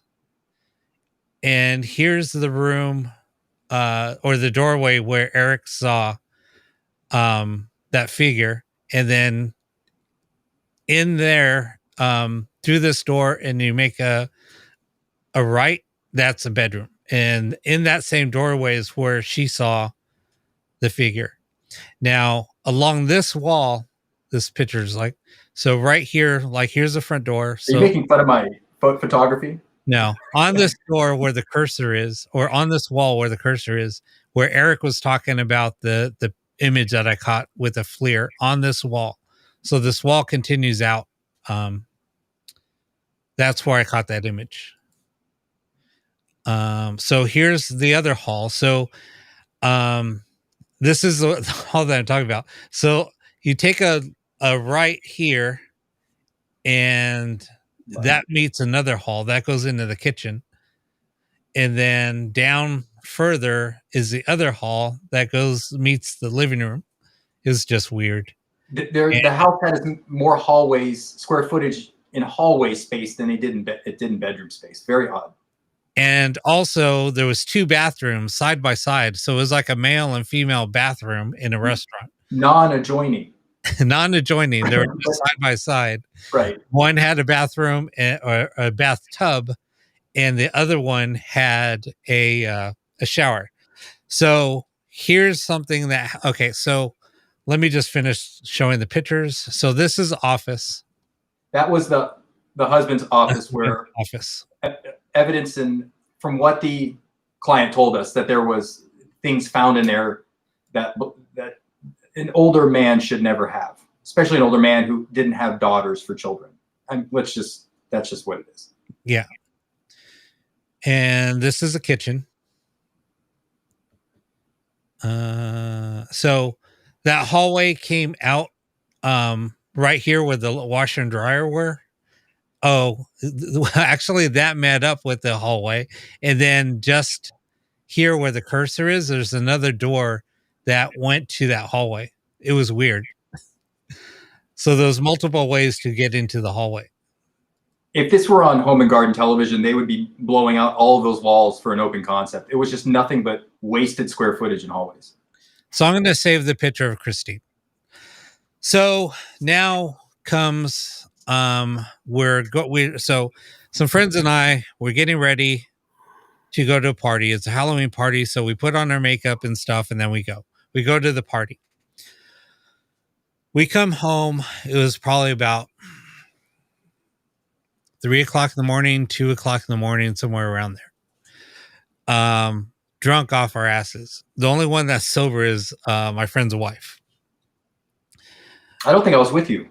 No. Yeah, it was my friend, his wife, and myself. So my friend was walking. I was like, dude, what the hell? Because he was so drunk. He was trying to find a way to get out of the house. He didn't want to be in the house. So he was walking along the front. So the front window was a huge window pane. It was huge, a huge window. Like a bay window almost. It was almost like a bay window. It was about 12 feet long at least, right? And it was at least 6 foot tall. So all of a sudden he gets pushed into the window. And we're like, what the? So I thought he fell, and his wife said he was pushed. And I was like, are you sure? And she said he was pushed. So we both ran over, we pick him up. I'm kind of sobering up a little bit. So, we carry him to the room. And so she said, you need to go to bed. She said, so she turns off all the lights, and I said, hey, do me a favor, grab me a water when you come back in. So she grabs the water, she turns off the lights, and then I was like, okay, cool. So I drink some water, then I go to the bathroom, and then I'm like, okay, cool. So I go to bed. And for some reason I wake up about an hour later, and every single light in the house is on. I mean, every single light in the house is on. And I'm like, what the hell? So I walk into the bedroom where they were, and that's the light that I turn off first, because I just didn't want them to wake up. So I turn off the light, and my friend's wife wakes up, and she said, what are you doing? And she goes, why are all the lights on? And I said, that's why. I woke up and all the lights were on. And she said, no, I turned them all off. And I said, no, they're all on. She said, what are you talking about? And she looked, and she's like, they're all on. And I said, I told you, even the hall light was on, that back bedroom light was on, every light in the house was on. And the door was open in that back bedroom, and it was shut. So I ended up turning off all the lights, and then I just said, don't worry about it. I don't know what happened. So we went to bed. My friend wakes up, and he comes in the living room. He said, Rob, wake up. And I was like, what? He said, dude, why did you pee on the floor? And I was like, what are you talking about? And I only go into one of the bathrooms. I always go into the bathroom that has a bathtub. That's the one that I always use. He went to the one that had the bathroom with a shower. And I said, dude, I never use that bathroom. And he said, yes, you did, because there's pee on the floor. And I was like, what are you talking about? He said, come in here. So we walk in there, and there's a puddle of, I guess, urine on the floor. And it's about, I don't know, a good 3-inch circumference. And then I said, okay, for one, if somebody's going to pee on the floor, how in the hell can it be in a perfect circle? And he looks and he goes, holy shit, it is in a perfect circle. And I said, if you pee on the floor, there's going to be splatter. It's a tile floor. How's it going to be in a perfect circle and no splatter? And he's like, dude, I don't know. And he's like, so I clean it up, and then he comes over with a cup, and he's like trying to pour water on the floor. And as he's pouring the water, it's like spewing off, like going in different directions. He's like, dude, I can't even try to pour it out. I can't even recreate this. So I don't know how in the hell that's even possible. So I'm like, I don't know, man. And I said, welcome to this house. So, anyway, so the following couple of weeks come, a friend of mine comes over, and Josh meets us at the house. So I pick her up from the airport and drive her over to the house, straight to the house. And then Josh meets us over there later. So,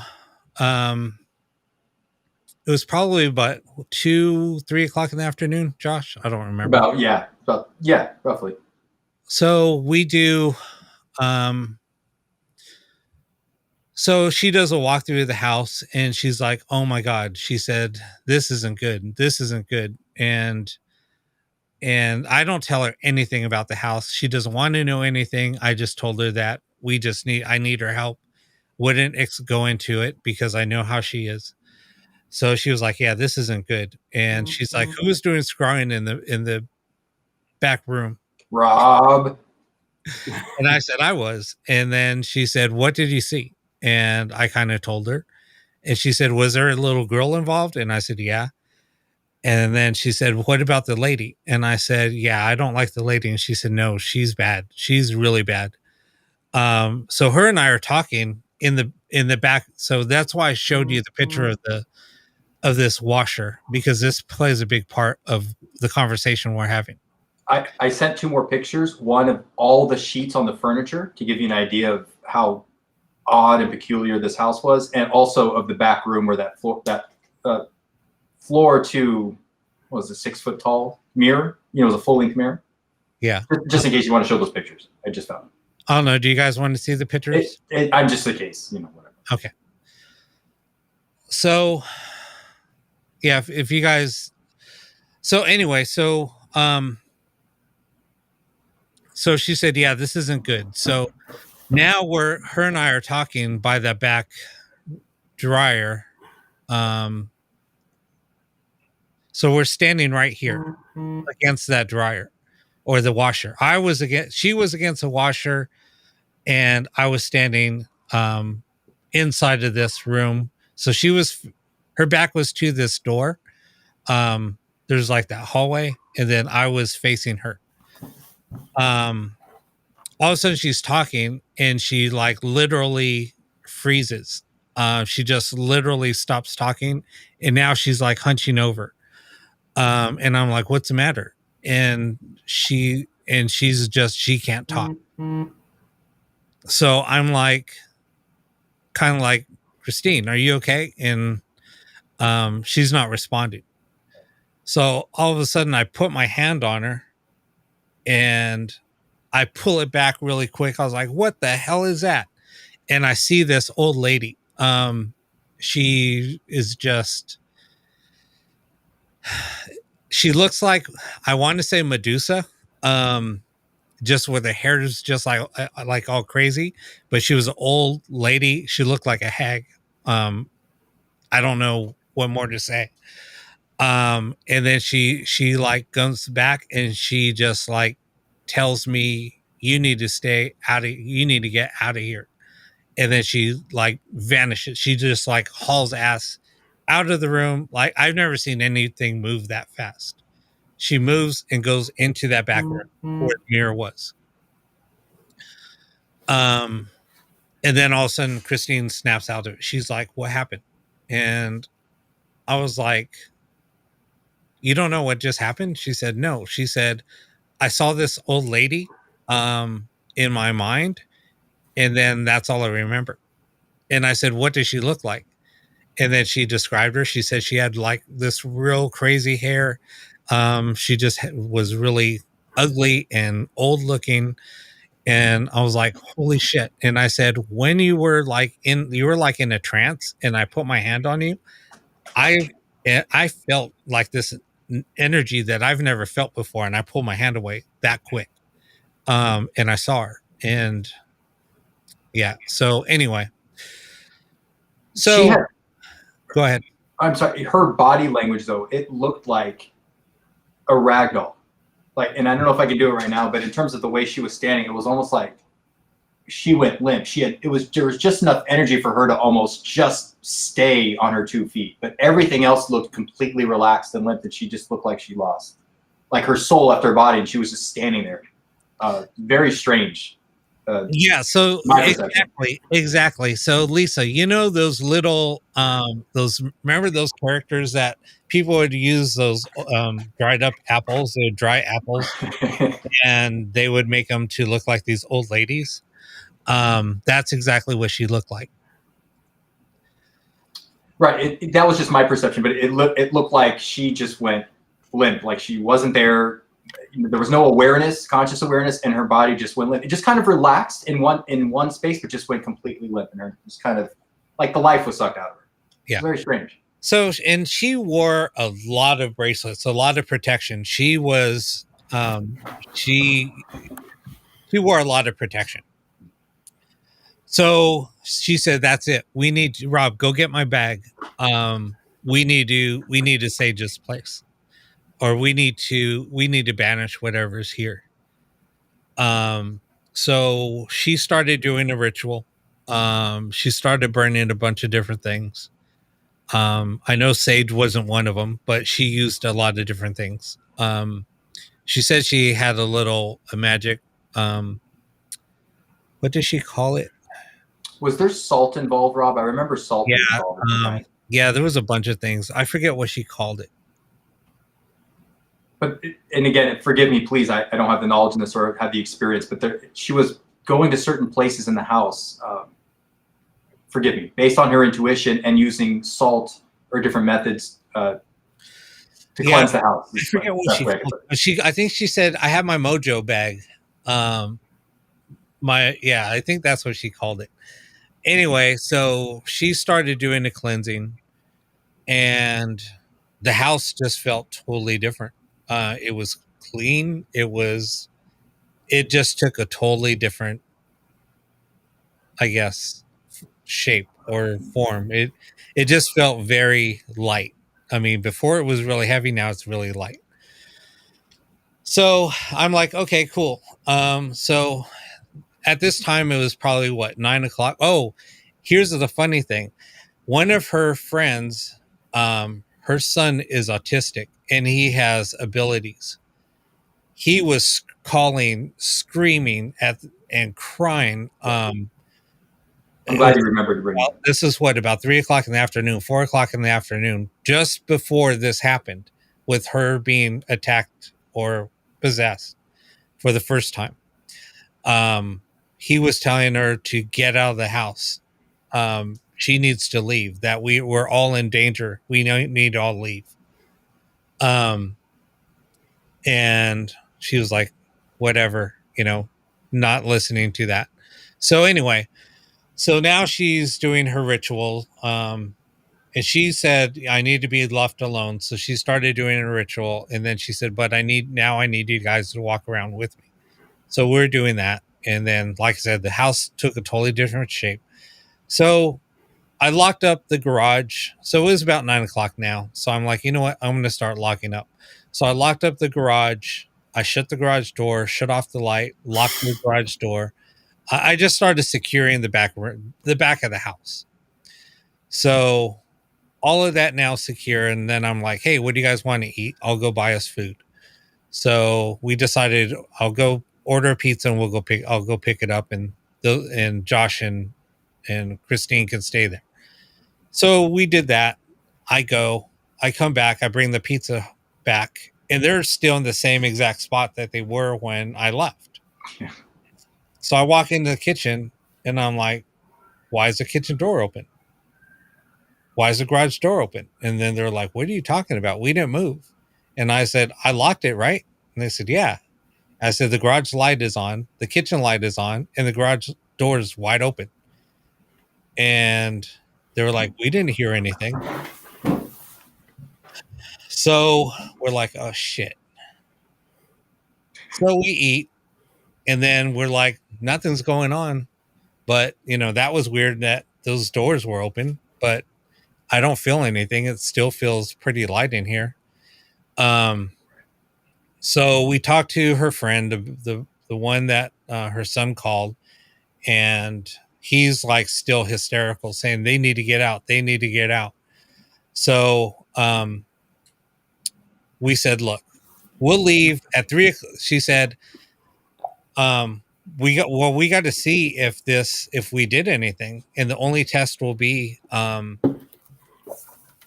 to leave after 3:00 in the morning, because things would always happen at 3:00 in the morning, right, Eric? Right. So we said, okay, so we'll start packing up at 3 if nothing happened. So it was what, 3:12, Josh? It was maybe 5 after 3 in the morning. It was just after 3:00 in the morning. You couldn't write a Hollywood script.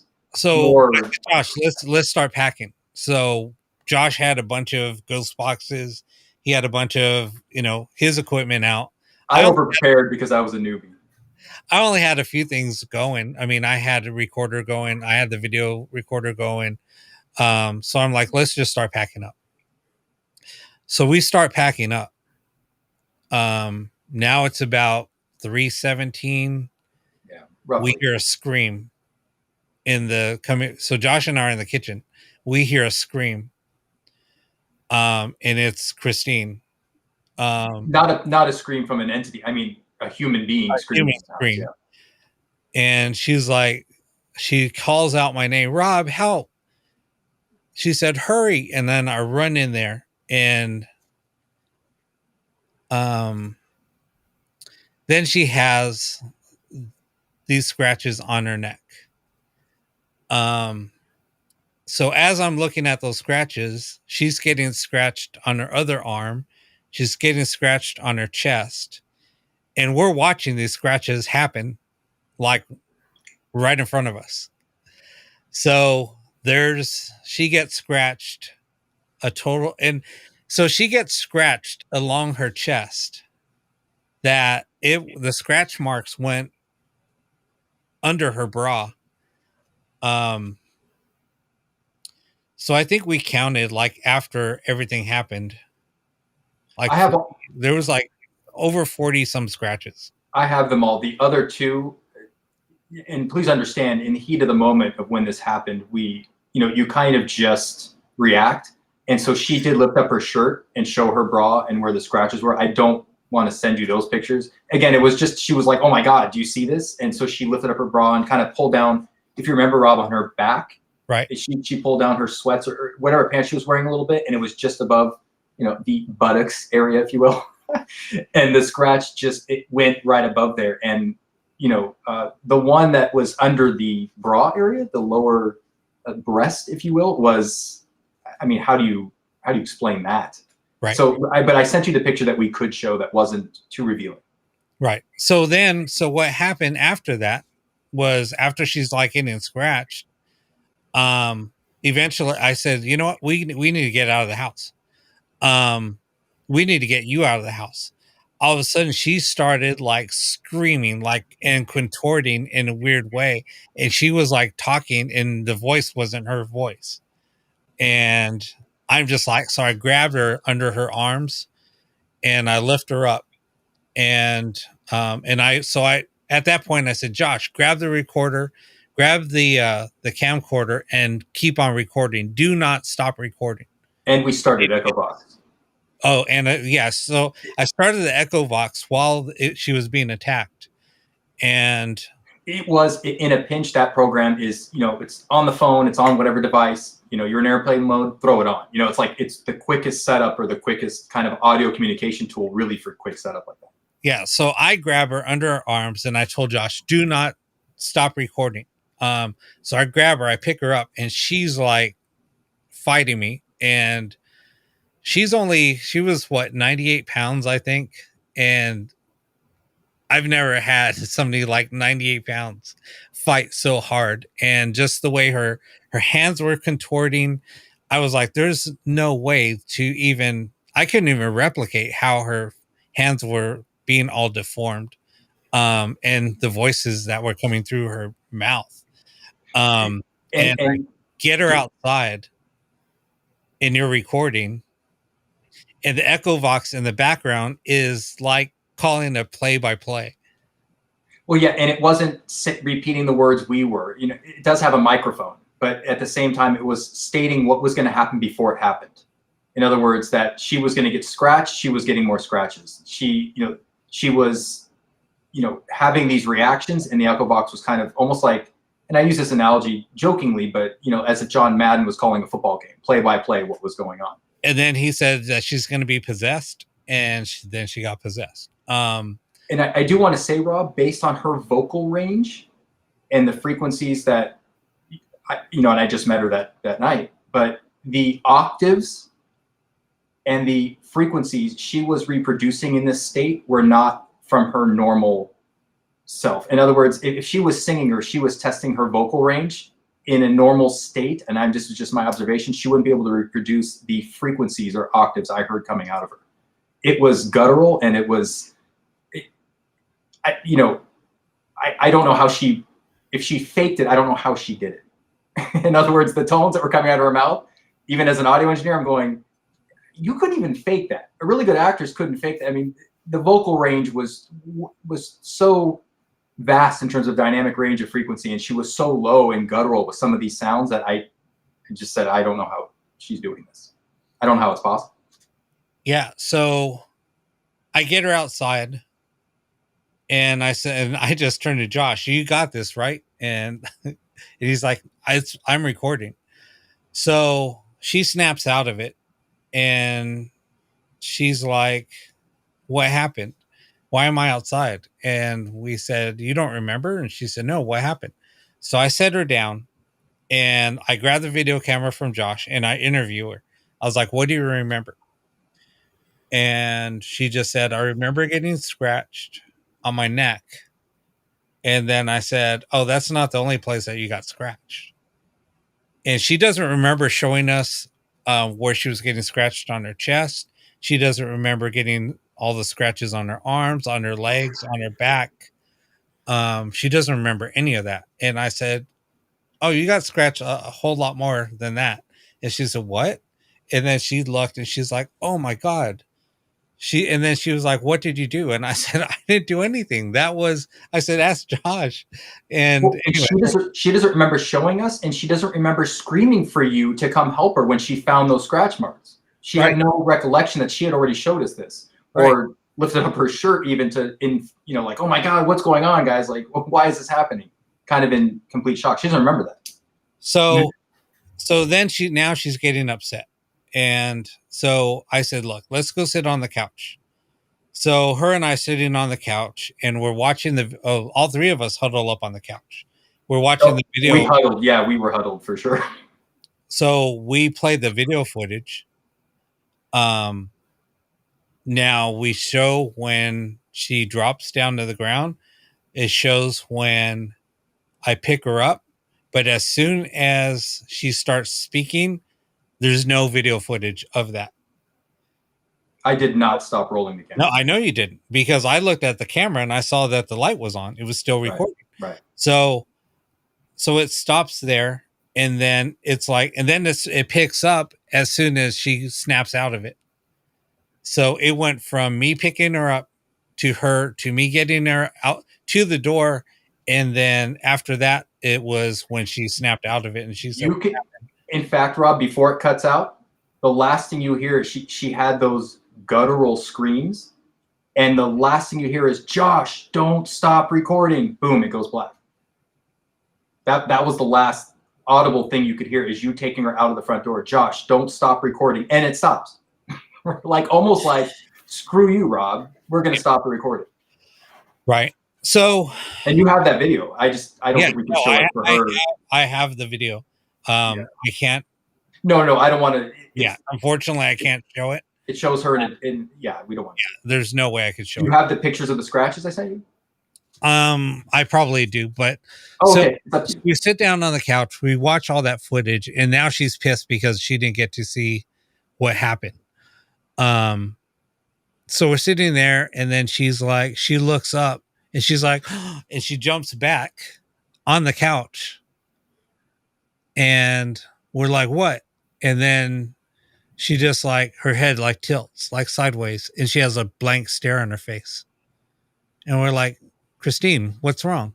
And she's just like, I'm just shaking her. She's not moving. All of a sudden she looks at me with this weird look, and I like back up, and then she looks down and she starts ripping off all of her protection, rips off the chain or the necklace on her neck. She starts ripping off all these bracelets, and there's stones flying everywhere. And they were like nice tiger eye. They were different stone for protection, and expensive. I mean, this was a fortune in protection, if you will. I mean, it was a lot of the money and investment and time and love that went into this. There was a lot. She had, literally tons of bracelets on each hand, on each arm or wrist. And then she's like punching me. She's like fighting me. Yeah. She's like going after me and scratching. And then so I like kind of lunge at her and grab her to pick her up. She drops to the floor. And then she releases, and I just scoop her up, because after she releases, she like faints. So I scoop her up. We run outside, and I told Josh, grab the camera. So he grabs the camera. He's filming again. But this time she's like out of it. So I'm literally carrying her. And she kind of starts to come to. So I stand her up, and I'm holding her up against the wall. And then she's like, get off of me. And then like, she's pissed, but she's like, what's going on? Why are you why are you pressing up against me? Why are you pressing me up against a wall? And I said, because you're not going back in that house. And she said, why am I outside again? And then she reaches down. She goes, why are my pants soaking wet? And then I just said, you got attacked again. And she said, oh, F no. And then so she's like, tries to go back into the house, and I said, you're not going back in. And I'm like holding her, and Josh is standing in the doorway saying, you're not going back in there. I mean, she could have barreled through me if she wanted to, but I was still like, no, you're not coming back in this house. I'm like, oh God, what is she trying? So we kind of finally talked her into it, just like, calm down. Calm down. So we stayed out there till this was probably like 4 or something in the morning. We ended up staying out there till about almost 7 o'clock in the morning, standing there on the porch, just talking. The sunlight, the sunlight cresting over the East Mountains never seemed so rewarding and peaceful. That morning was, to see the sun, it was like, oh, thank you. Yeah. So anyway, now here comes Eric. Eric, go ahead and speak. What did you want me to speak about? Tell him what happened. Tell him why you weren't there. I knew they were going. Rob had posted something on Facebook, said, I'm looking forward to this weekend. That's pretty much all he wrote on Facebook. He just said, I'm looking forward to this weekend. And, I'm in tune a lot. I'm an empath. I have psychic abilities. I knew exactly where he was going. I knew what he was going to do. And I'm like, I was upset that, I wasn't included. So I'm like, screw that. I'm just going to set up my own investigation. So at least I'm doing something and I don't feel completely left out. So Rob, that's awful. We need to talk about this. No. There was a reason why I told Eric he couldn't. Yeah.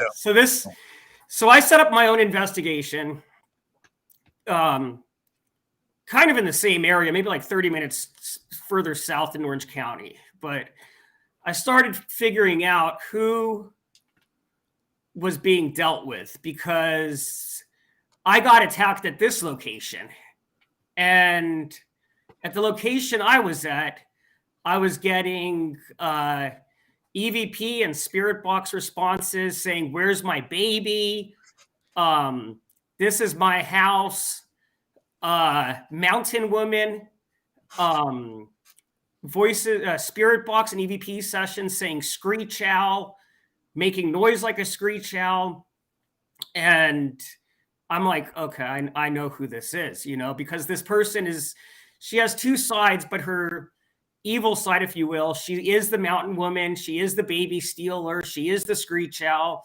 If anybody knows who I'm talking about, okay, I'm sure Rob will eventually say it, but I was getting all kinds of responses like that. And then at this place we were at, it was a huge location. And I was at the table and I don't remember all the responses that. Oh, we lost Eric. Am I there? You're back. Hello? Yeah, you're back. Okay. So I don't remember what the responses were. But I was getting stuff like, I don't know, there's like maybe 8 or 9 people around the table, and we were getting the static hits. And now static to me is much more reliable than K2. I think K2 is garbage unless you have like a lot of them, because you need a consistent reading. But static to me, I think, is more reliable. But we had the static meter on the table, and we were getting static readings, static hits. And I don't remember exactly what it said, but it said like, "I'm going to attack you. I'm going to attack Eric," or something. And these were like restaurant chairs. And all of a sudden I just fall straight back.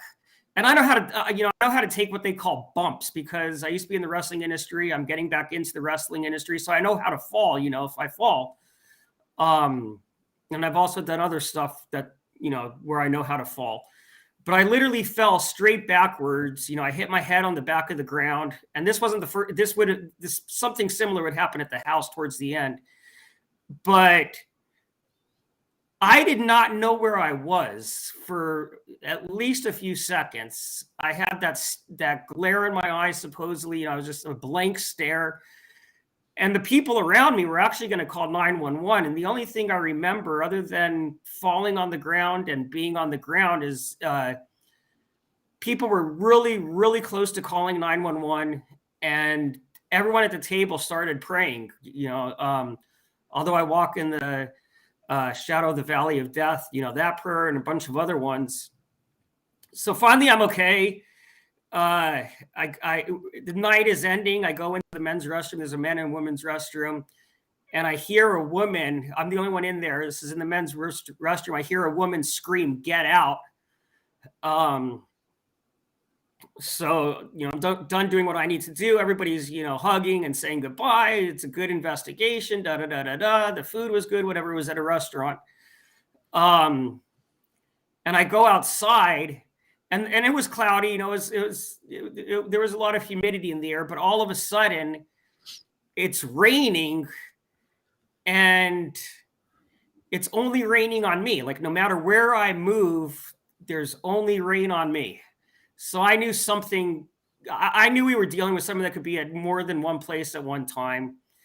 And the reason I wasn't at the house, and I had people, I don't know how they found out about the investigation, because it's not very public for the most part, but it's become almost an infamous case. And I use the word infamous. It's become almost an infamous case. I had a client who was, I don't remember if they were a bishop or a pastor or a priest, but some kind of clergy. And I was talking to him, and he was actually a famous, like one of these famous, preachers. And I'm talking to him, and he's like, yeah, if you were at that house, the minimum that would have happened that night is you would have been in a long-term 5150, or you would have gotten seriously hurt or even killed. And the morning when this all wrapped up, I almost did get killed. And that's we're talking about inches. I almost got killed by a few inches. Yeah. And the reason I wasn't invited was because I have a dark, it's for a while, even a long time after this, there's a very dark energy. And actually, Rob, I forgot who it was, but I was with someone who's a psychic the other day. Oh yeah, yesterday, someone who is actually a born again, and they didn't feel any negative energy on me at all yesterday. And our friend, who came into the case, he said he did not see any, feel or see any black energy or dark energy. But at that time, I had a ton of dark energy, different occults and different secret societies. In fact, Rob and I were having breakfast one morning at a restaurant, and he's like, I don't like just one of the organizations I was with. He's like, I don't like OTO. I don't think, Aleister Crowley's a good influence on you. And as soon as he's saying this, the waiter tips the tray over and drops the food on Rob. That waiter was me. It was funny. That's good. So basically, it was a very, with all the energy I had, even though something very negative was being dealt with, because like I said in the beginning of the show, I used to get a lot of scratches. I'm the one, and I know how to do them, banishings and crossings. I'd get attacked, and Rob knew when to film and when to intervene. But just with everything intermingled, he did not think, and I guess Josh concluded that it would not be a safe place for me. Yeah. So it was, so after that whole incident with the possession, I talked to Eric, even though he was upset that he wasn't invited, but then he found out why he wasn't invited.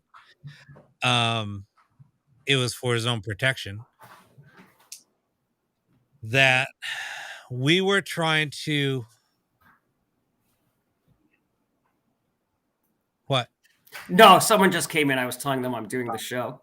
Okay. I guess that looked kind of weird. I was like, so anyway, so I talked to Eric and I said, dude, we need to find somebody to help us, with this, because there's just, we know what we're dealing with now, but we need somebody to help us get rid of this. So I reached out to several demonologists. They didn't want to touch it. Now, but see, with everything that I was documenting at that point in time, I was consulted and said, if it's anything demonic or anything that that's going to need more assistance, you need to get documentation. You need to document everything that's happening. So that's why I told Josh, do not stop filming. That there was a lot of reasons why we were doing a lot of the things that we were doing. So we were reaching out to so many people. Nobody wanted to touch the case. All of a sudden Eric calls me and said, dude, this is weird. Somebody reached out to me. I don't know how he found us, but he wants to help us with this case. And he said he wants to talk to you. So, I get on the phone with him, and I'm at dinner with my girlfriend at that time. And I step outside. I didn't go back into the restaurant when we were eating for another hour and a half. But she knew what I was dealing with, and I didn't even end up eating dinner.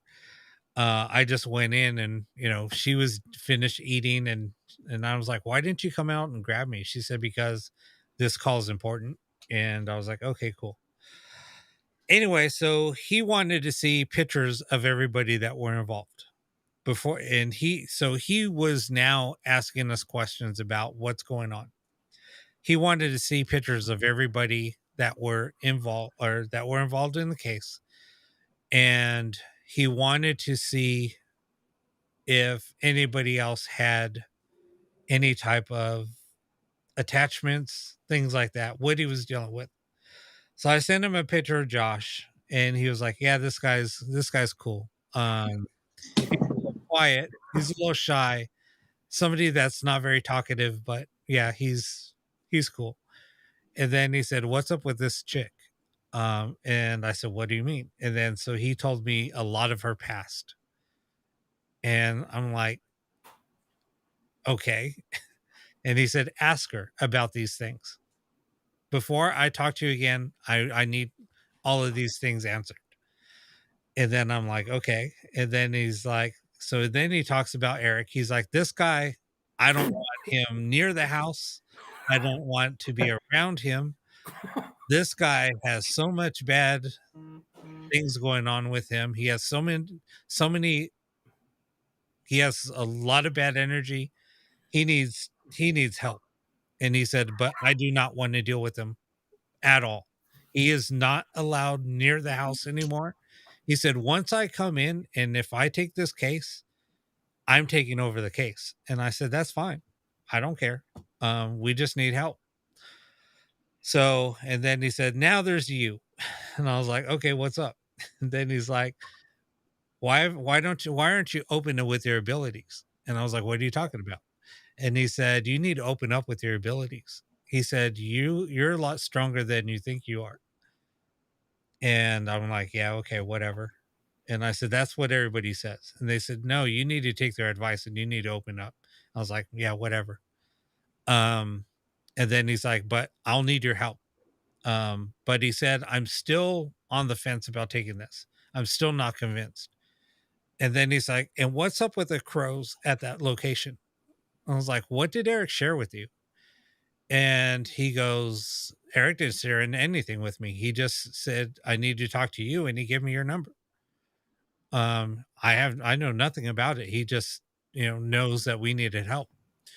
He said, "You're the one that's sharing everything." And then he's like, "But what's up with the crows?" And I said, "I have no idea." And then he said, "What about the mirror?" I said, "What do you mean?" He said, "There's a mirror involved." And I'm like, "How in the do you know all this stuff?" I'm like, "I haven't shared it with anybody. Nobody knows except the people that were." And he's like, "And what's up with the lady that lives there?" And I was like, "What do you mean? The person that we're dealing with?" "No, no, no, the owner. What's up with her?" And I was like, "I don't know. She seems like a nice lady." He said, "She has you fooled." And I'm like, "What?" He's like, "She's done more things there than she's leading you to believe." And I was like, "What?" "Okay, whatever." So I said, "I have a video." And then he said, "Of who?" And I said, "The girl that you said, what's up with her?" And he said, "I need to see it." And I told him, we have her on video being scratched. We have her on video being attacked several times. We have her, speaking these weird, it's not even her. He's like, "You know what? Get me the information that I asked for, and I'll have an answer for you." So I get him all the information he asked for. He said that he's going to take the case, but he wants to meet us away from the location. And I said, "Okay, we'll meet there. Bring your computer. I want to see the footage."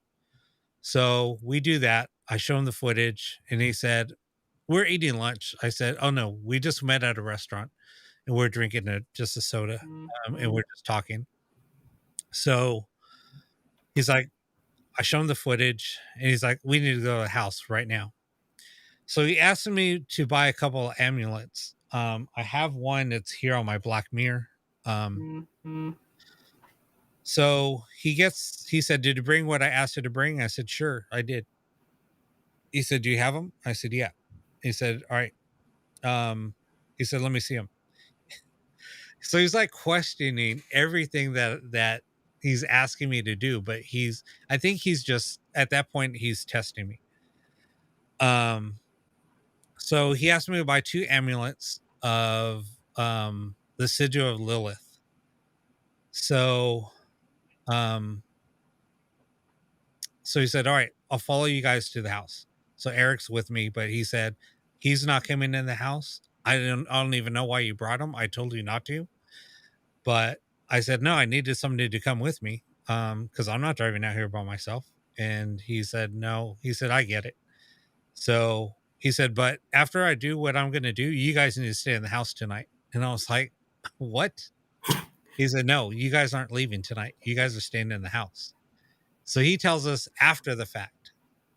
So anyway, we drive to the house. He does a walkthrough. He's in the house for, God, what, 45 minutes to an hour, walking around the house. He told me to wait across the street. Oh, that's right. Yeah, he looked at me. He started walking up the property and turned around and he said, you wait across the street. And I looked at him and said, okay. I have to tell you real quick, Rob, a visual image of what this man looked like. If you know the character Agent 47 in the video game Hitman, yeah, finely dressed, expensive suit. He looked like right out of the catalog, but he was completely bald. Completely bald. He looked like Agent 47 right out of the video game Hitman. Look that up. He does. And he wore a black suit. He's very serious too. Yeah. So he walked in the house and then all of a sudden the door opens and then he points at me and goes like, and I walk up to the door. He's like, "Get in here, shut the door, lock it behind you." He said, and I watched you two disappear into this house and the door shut and all the windows are closed and I'm across the street. So he said, "Do you have any equipment on you?" Because I had my backpack. And I said, "Yeah." He said, "Leave it outside." He said, "If you want, you can grab a recorder, but you can't share it with anybody." And I'm like, no, I don't need anything. So he's like, "Okay, where's those amulets that I gave you or that you bought?" And I told him to bring them. And I said, "Right here." And I pulled them out of my pocket and they were in an envelope. I unsealed the envelope. And then I said, "Here they are." He said, "Get them out." So I pull them out. And then he said, "All right, follow me." So we take the first one and he said, "We're going to hang it over the mirror." Oh, wait.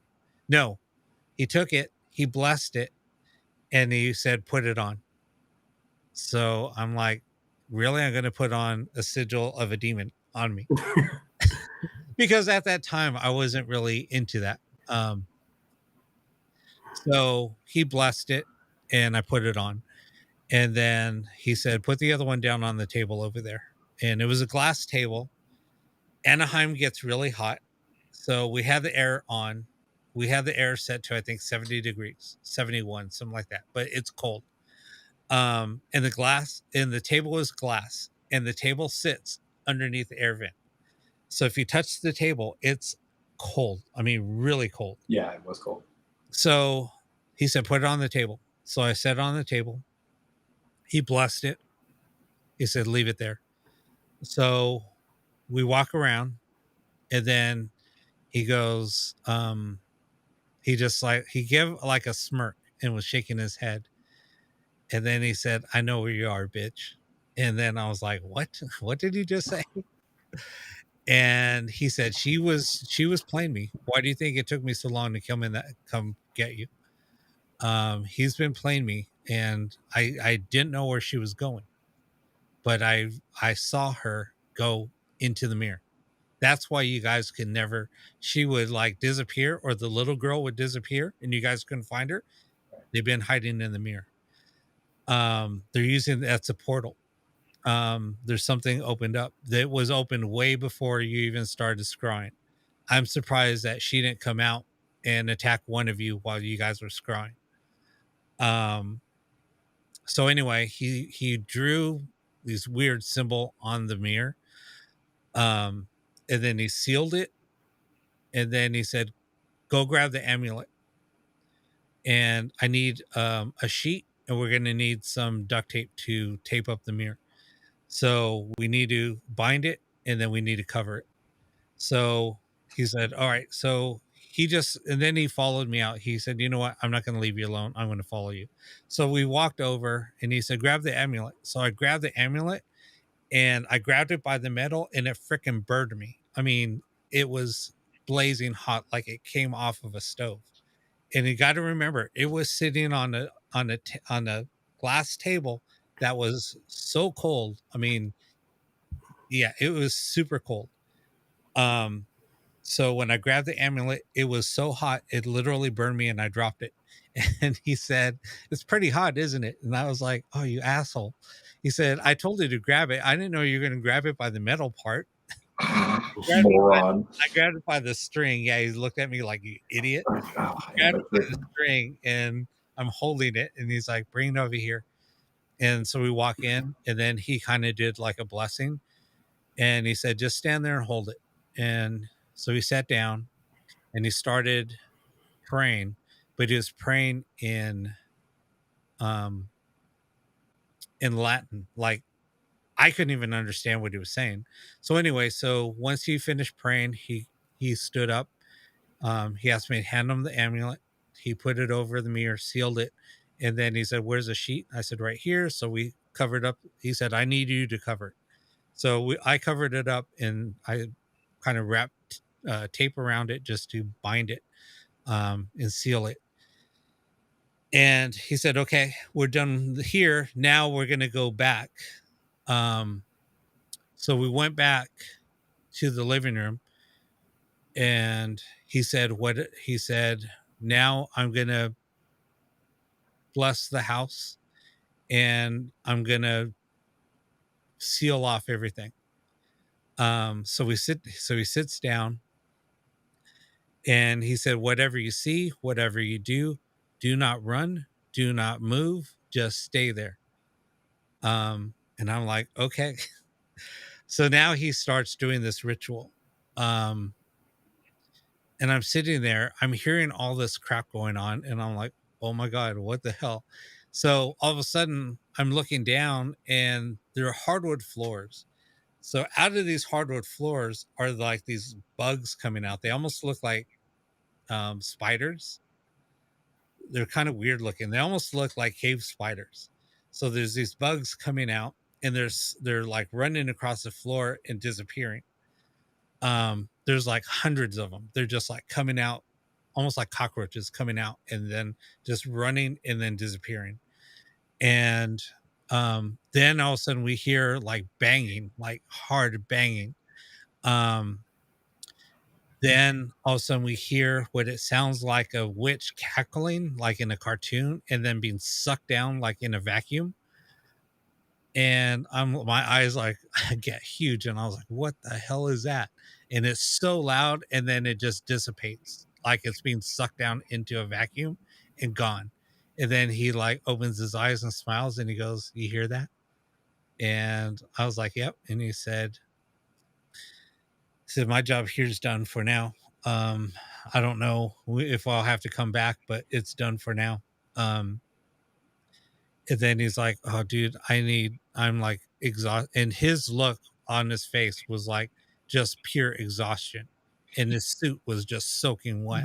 I was gonna say, Rob, he went into the house upright, like hero for the people, just hit, aged 47, just like tough as nails, and he came out looking like he went 24 rounds with a pack of lions. I mean, just drained, and his whole posture had changed, and he was soaking wet, and I'll never forget the sweat on his head because he was bald.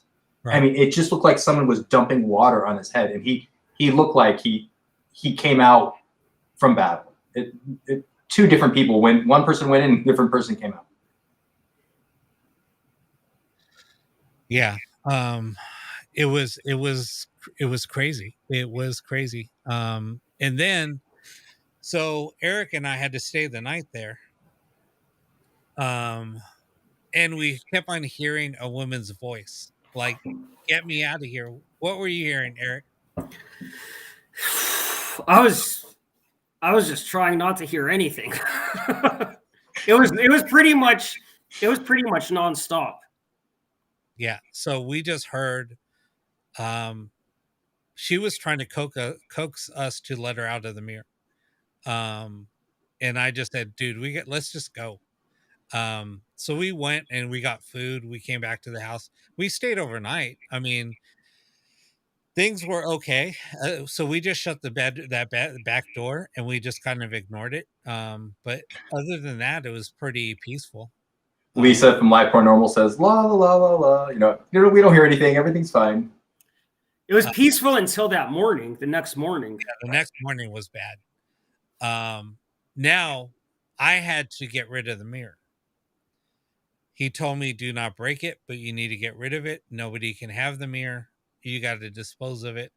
He told me how to dispose of it. So I had it in my car.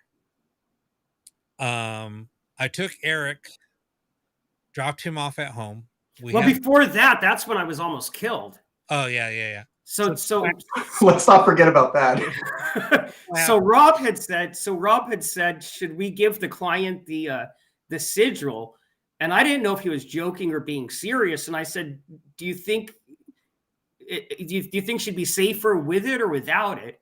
And as soon as I said that, I was like pushed down. Now, if you remember, the house had like that planter with the bark in it. Right. So my head hit the bark, but it was literally an inch or two away from hitting the corner where that brick was. And if I had hit the brick at that impact, I mean, it probably would have been fatal. Yeah. We have a picture of the planter. In fact, I think we show the outside of the house. You could see the corner or that area where that happened. So yeah, Wayne, we have a lot of footage of that back room when we were doing the scrying. Several of us did a scrying in that back room, as a matter of fact. But yeah, no, we do have footage of that. So after that, we left the house. I packed up the mirror, put it in the back of my car. It was long, so I had to fold down my seats and slide it through the trunk and put down the back seats and slide it. So after I dropped off Eric at home, I had to go to the gas station. So I go to the gas station, I put gas, I go to the bathroom, I come out, I get back in my car, and I know this area where Eric lives like the back of my hand.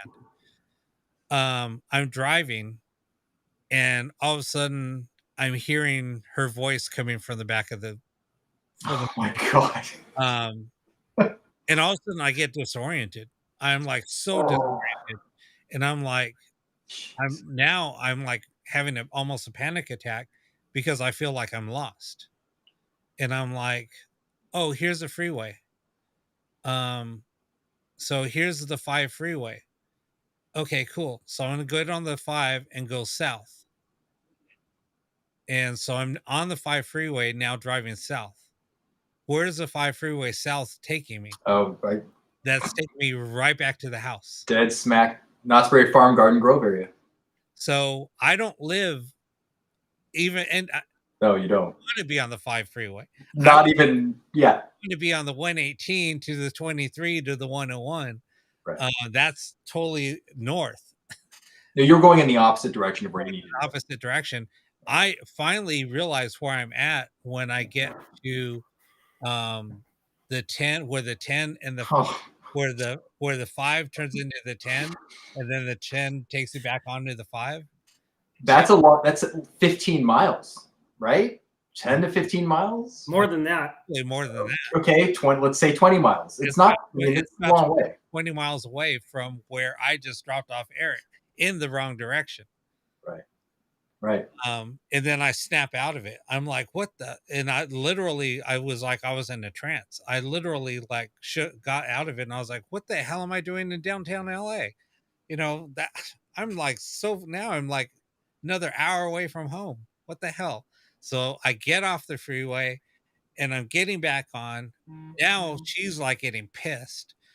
She's getting so pissed, and she's like, "You need to turn around. You need to go back. You need to go back to the house. You need to take me back." And I was like, "Hell no. I'm not listening to you." So I just crank on music, and I like blaring music. I roll down the windows. So, and it's still warm out. So I'm like, screw the air. I'm rolling down the windows just to drain out any noise that I'm hearing from her. So yeah, drive back. Can I ask you a question, Rob? Specifically, were you hearing these voices as disembodied voices, or is it something you were, and no, forgive me for not using terminology, telepathically or hearing in your mind? No, these were disembodied voices. Okay, so these were audible voices that had sound pressure level. I could measure it or record it. Yes. Now, when Rob finally dropped off the mirror, I actually had, I believe, a second or third callback audition. And they were starting to do Skype before the whole COVID thing, anyways. So this was on Skype, and I had, I had done everything they wanted for my audition. And I think it was a casting director, the producer. She's talking to me, and all of a sudden, out of nowhere, I start breaking. And Rob and Josh both know this. I'm not someone that cries. I mean, not to brag or boast. I think it's good to cry. It's just that I'm not someone that cries, Right. I had a friend break down yesterday and start crying. I'm like, damn, I wish I could do that. I'm just not someone that cries. But at the end of the audition, I was crying like, my favorite pet had died or something. And the casting director's on screen just like we are now. And I'm just tearing up. I think I was at a friend's house. He was part of the show we were auditioning for, if I remember. And I knew what time the audition started. I knew about how long I had been on, how long the audition had gone, how long we had been talking. So I told Rob the timestamp, and he said, that's when I finally got rid of the mirror. And to my understanding, there were like 3 or 4 other people that involved with the case that cried at the exact same time. Josh did. Josh called me up. Literally, when you hung up the phone, Josh called me and he said, dude, he said, like 15 minutes ago, I just started crying. What was odd about that, Eric, I was going to tell you is I'm just an emotional guy. I cry over the silliest things, right. That's just who I am. I can't help it. But at the same time, it was in a situation where it was in the daytime, I'm, at the time with my family, my son, and, life was going okay. I wasn't in a position where I was already in an emotional state. I was just going about my day.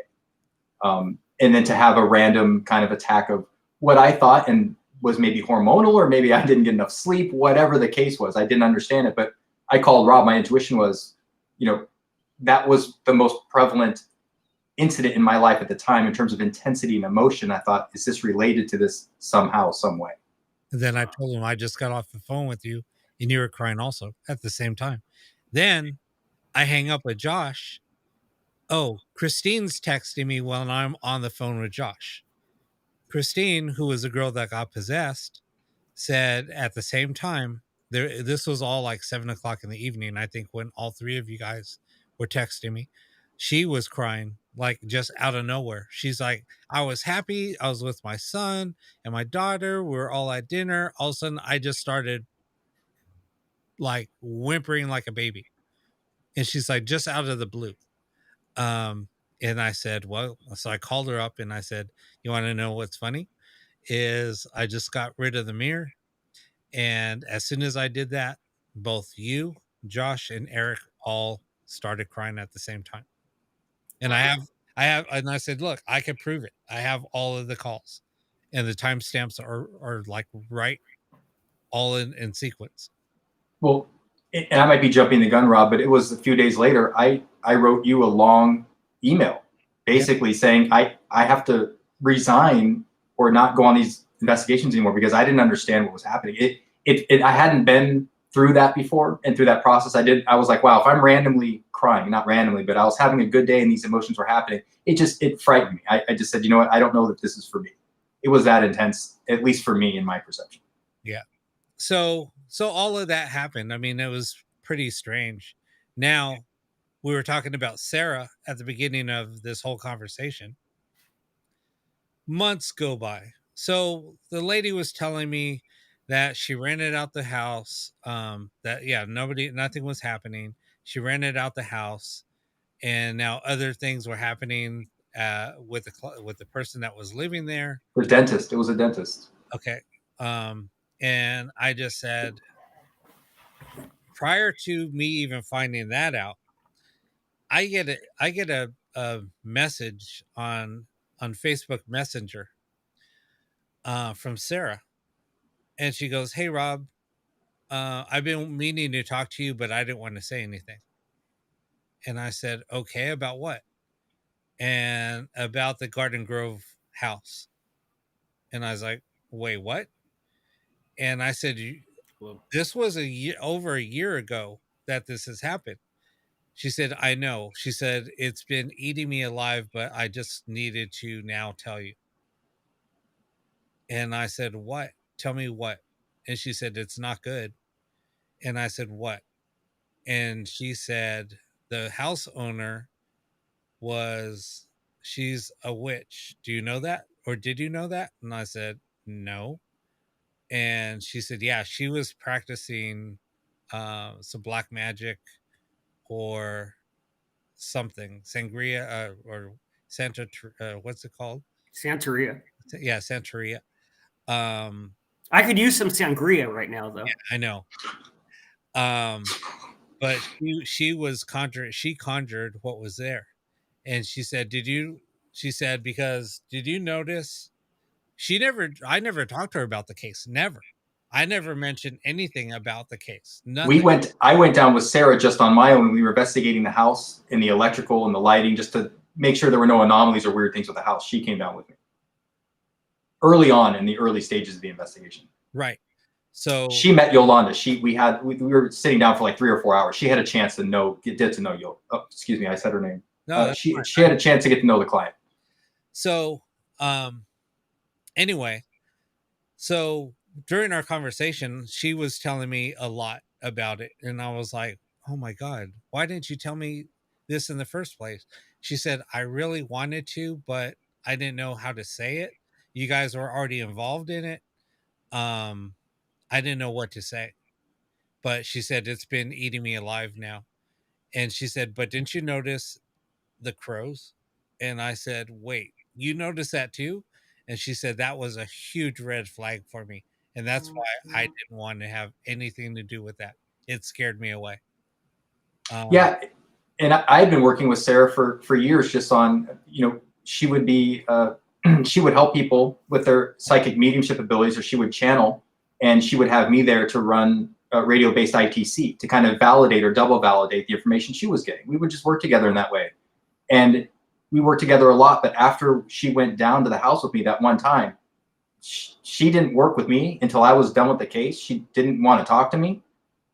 Not inferring I had an attachment or anything, but at the same time, she took her distance, and she wanted nothing to do. I mean, I didn't really work with her after that point. Something changed once we went to that location, and she witnessed what she witnessed. She was just like, "I'm going to back off until you're done." Yeah. She didn't want to go back. I said, "Can you come down and help?" She said, "No." Yeah. So, and she wrote me a huge, long, I probably still have it, a huge, long apology letter, and just saying exactly why she was sorry and how she should have said something earlier, what this has done to us. And there was just a lot.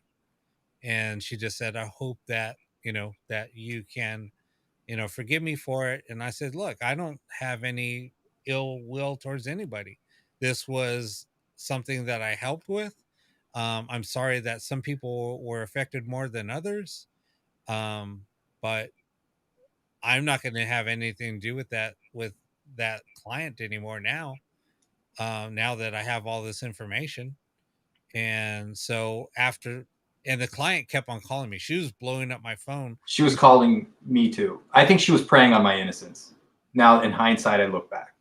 I was the weak puppy in the group, and she really took to me. Remember how she'd always go to me, and I was kind of like the, the scout of the group, if you will, or I was the kind of the hi Yolanda, how are you? Oh, so good to see you. The flowery, welcomey stuff. We always had small talk, and she's like, oh, come and stay in the house. I'll give you the keys. And after we found that information out, she just kept pursuing us. It was very odd. And it was funny. She would not take the key back from me. Right. Like, this is your house. You can stay here whenever you want. And after I was done with the case, I was done. I said, I don't want to have anything to do with this. I even drove down her key and dropped it off to her because I still had it. So after Sarah gave me all that information, I said, Yolanda, I need to give you your key back. I'm going to just drive over there. I'm going to put it in the mail slot because there was a mail slot and I'm just going to put it in an envelope and drop it in there. If you're there, fine. If not, the key's going to be see you later in their mail slot. And I drove down. She didn't show up, so I dropped it in the mail slot and I left. Yeah. And what's also odd about this is she had multiple homes in the area. I think there were 2. Yeah, and so she started reporting activity in her second house. She wanted us to start looking into the second house. It was even worse than the other location. I want to say something real quick. I don't know if you've been noticing it on my end, but when certain subjects get talked about with us or even in chat, my camera and microphone keep freezing. Yeah, no, I noticed that. And I it's happened to me too. Anytime I talk about this, I'm a lot easier talking about it. I know that Eric, and this is the first time Josh has talked about it, but I know Eric gets very nervous talking about this. And I know Josh did too, but thank you guys for opening up. I mean, I've been open about it because I've talked about it for so much. I talked to several producers about it that they wanted to use this footage. So I sent them some of the footage that here's the thing. And this will tell you a little bit more about production. We talked about it, and I've talked about it to a few producers, and I know you were approached too, Eric, about this. You'll talk about it. They're like, oh my God, this is amazing. I want to hear more. So they interview on the phone. They're like, oh my God, we need to put this in production. When can you guys come meet us? When can we meet the production crew? We want to interview you guys on camera and get this production started. Okay, we'll go ahead and set that up. But first we need to see the footage. So I send them the footage. After you send them the footage, they're like, we can't use it. It's too religious. It's bordering the line of religion. It's too scary. Because it's real. And then they're like, yeah, we can't use this. It will scare too many people. It's too real. It's walking the line of religion now, and we can't use it. And then I'm like, yeah, okay. It's just funny how that works. Yeah, and I think they wanted to eventually pick and choose. I mean, we had been there for so long that it was, there's a point at which the evidence is massaged or manipulated to a point to where it's going to fit their prerogative or what they need to show compared to what really happened. And it had already been intense for everyone. I mean, it caused me to say, I started my investigation with you, Rob, and now I'm done. One and done. Like if this is what you do and how often you do it, I can't be a part of this. Yeah. I'm not built for it. I'm built, like ITC in a studio with a coffee maker and comfortable headphones and a chair. I mean, it was alarming. It was absolutely alarming. So here's the thing. You guys have all seen Josh, all right, watching this show. Imagine Josh when somebody's being attacked and he loses his shit. I'm sorry for cussing, but it is what it is. And now he's cussing at an invisible person or thing. And he's losing it and cussing and basically provoking it, saying, come scratch me, you blank, calling them female anatomy. It was 8 minutes. It was the same. It was actually after that night. It was actually the night that she had the possession.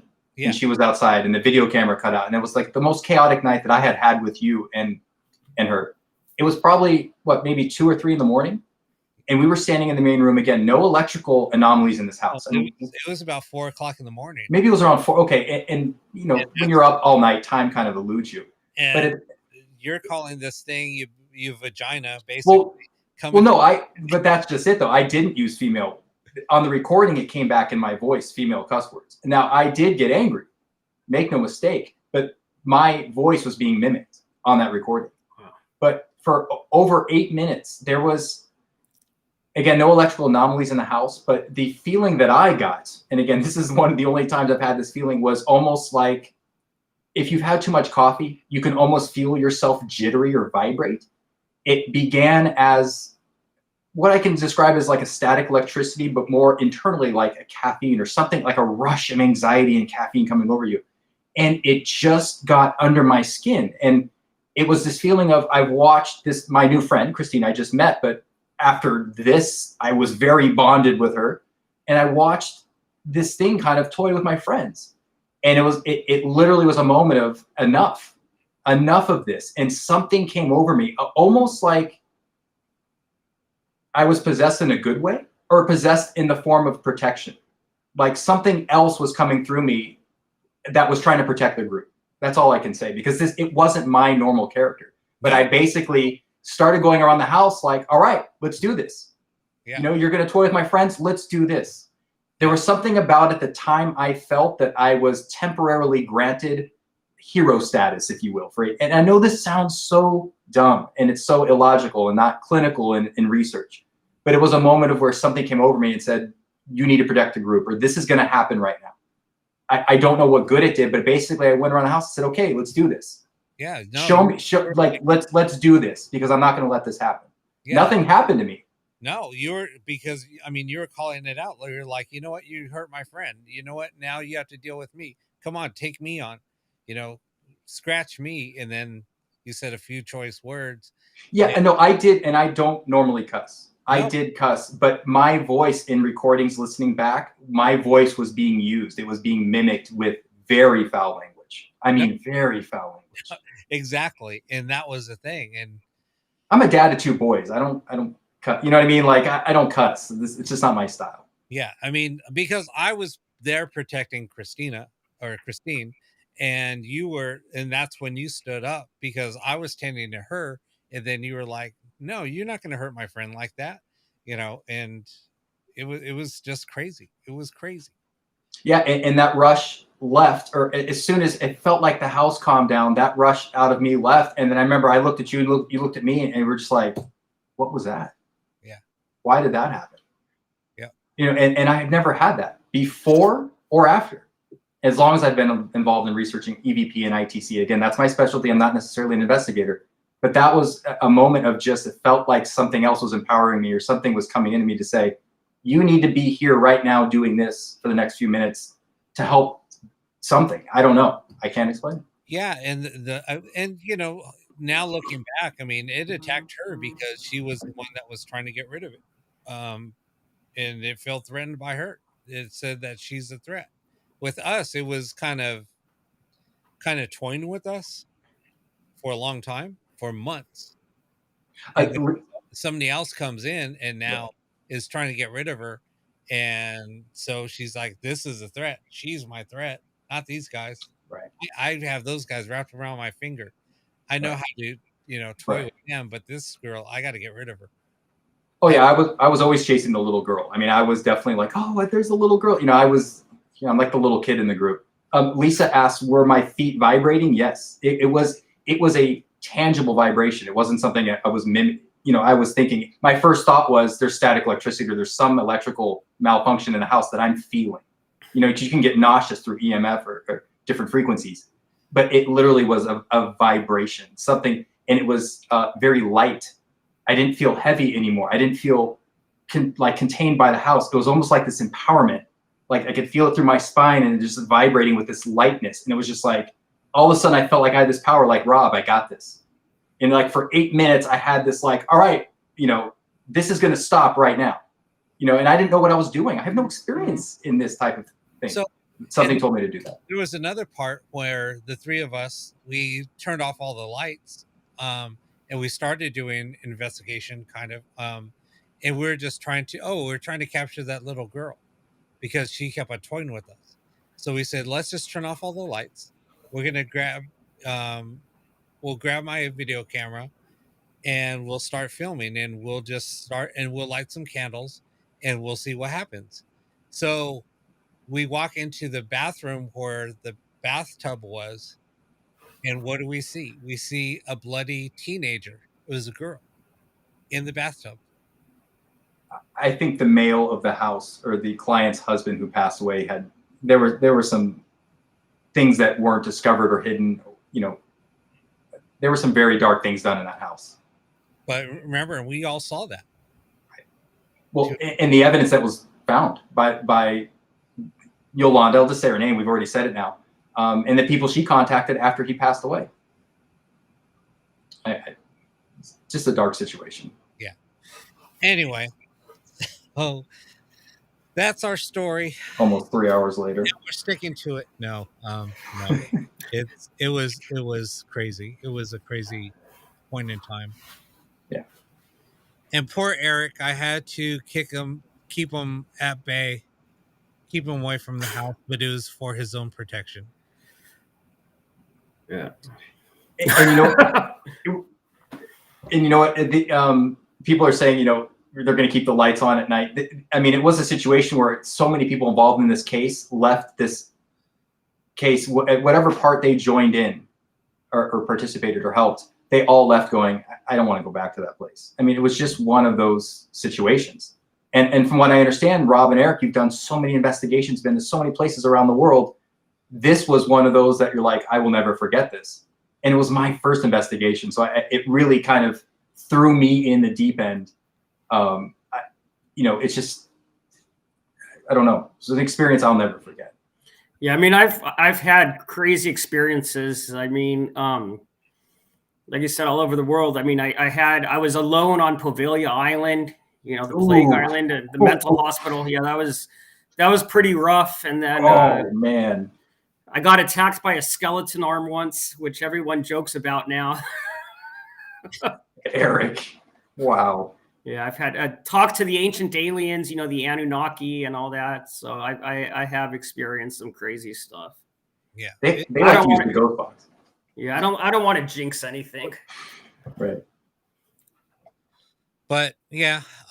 Anyway, so everybody, thank you for watching. I know Josh has to get to his boys. Oh, if they're not asleep based on this time, there's gonna be some trouble. They're 4 and 7, so they're asleep. Oh, can I do a quick plug? No plug. Come on, Rob, you owe it to him. Let him do a plug. Please, Eric, please. Yeah, I host a couple of podcasts. I'm co-host of a podcast called Los Patos Locos, which is a wrestling podcast. Oh, cool. We do that about once or twice a month. And then I also host Creepy AF and Creepy AF Paranormal, which is on Amazon, or you could find it for free on YouTube under StarkoTube, STARK0Tube. And then Rob and I are supposed to be doing something, but I don't know when that's going to happen. Get it going, guys. Come on. Yeah, we're going to probably do something on serial killers. Ooh. Yeah. Wow. That'll be fun. And we have a big road trip at the end of the year. Yeah. So, in October, we're going to road trip to Colorado. Red Rocks. I heard about Red Rocks, Eric. Yeah. I'm looking forward to that. My mom's even heard of that. And I don't know if she's been to Colorado. I think she has, but I guess that's a pretty famous place. Oh, if you can hear a show at Red Rocks, especially with your favorite artist or someone you enjoy, you'll love the setting. Absolutely. Natural, good acoustics, just a great environment to be in.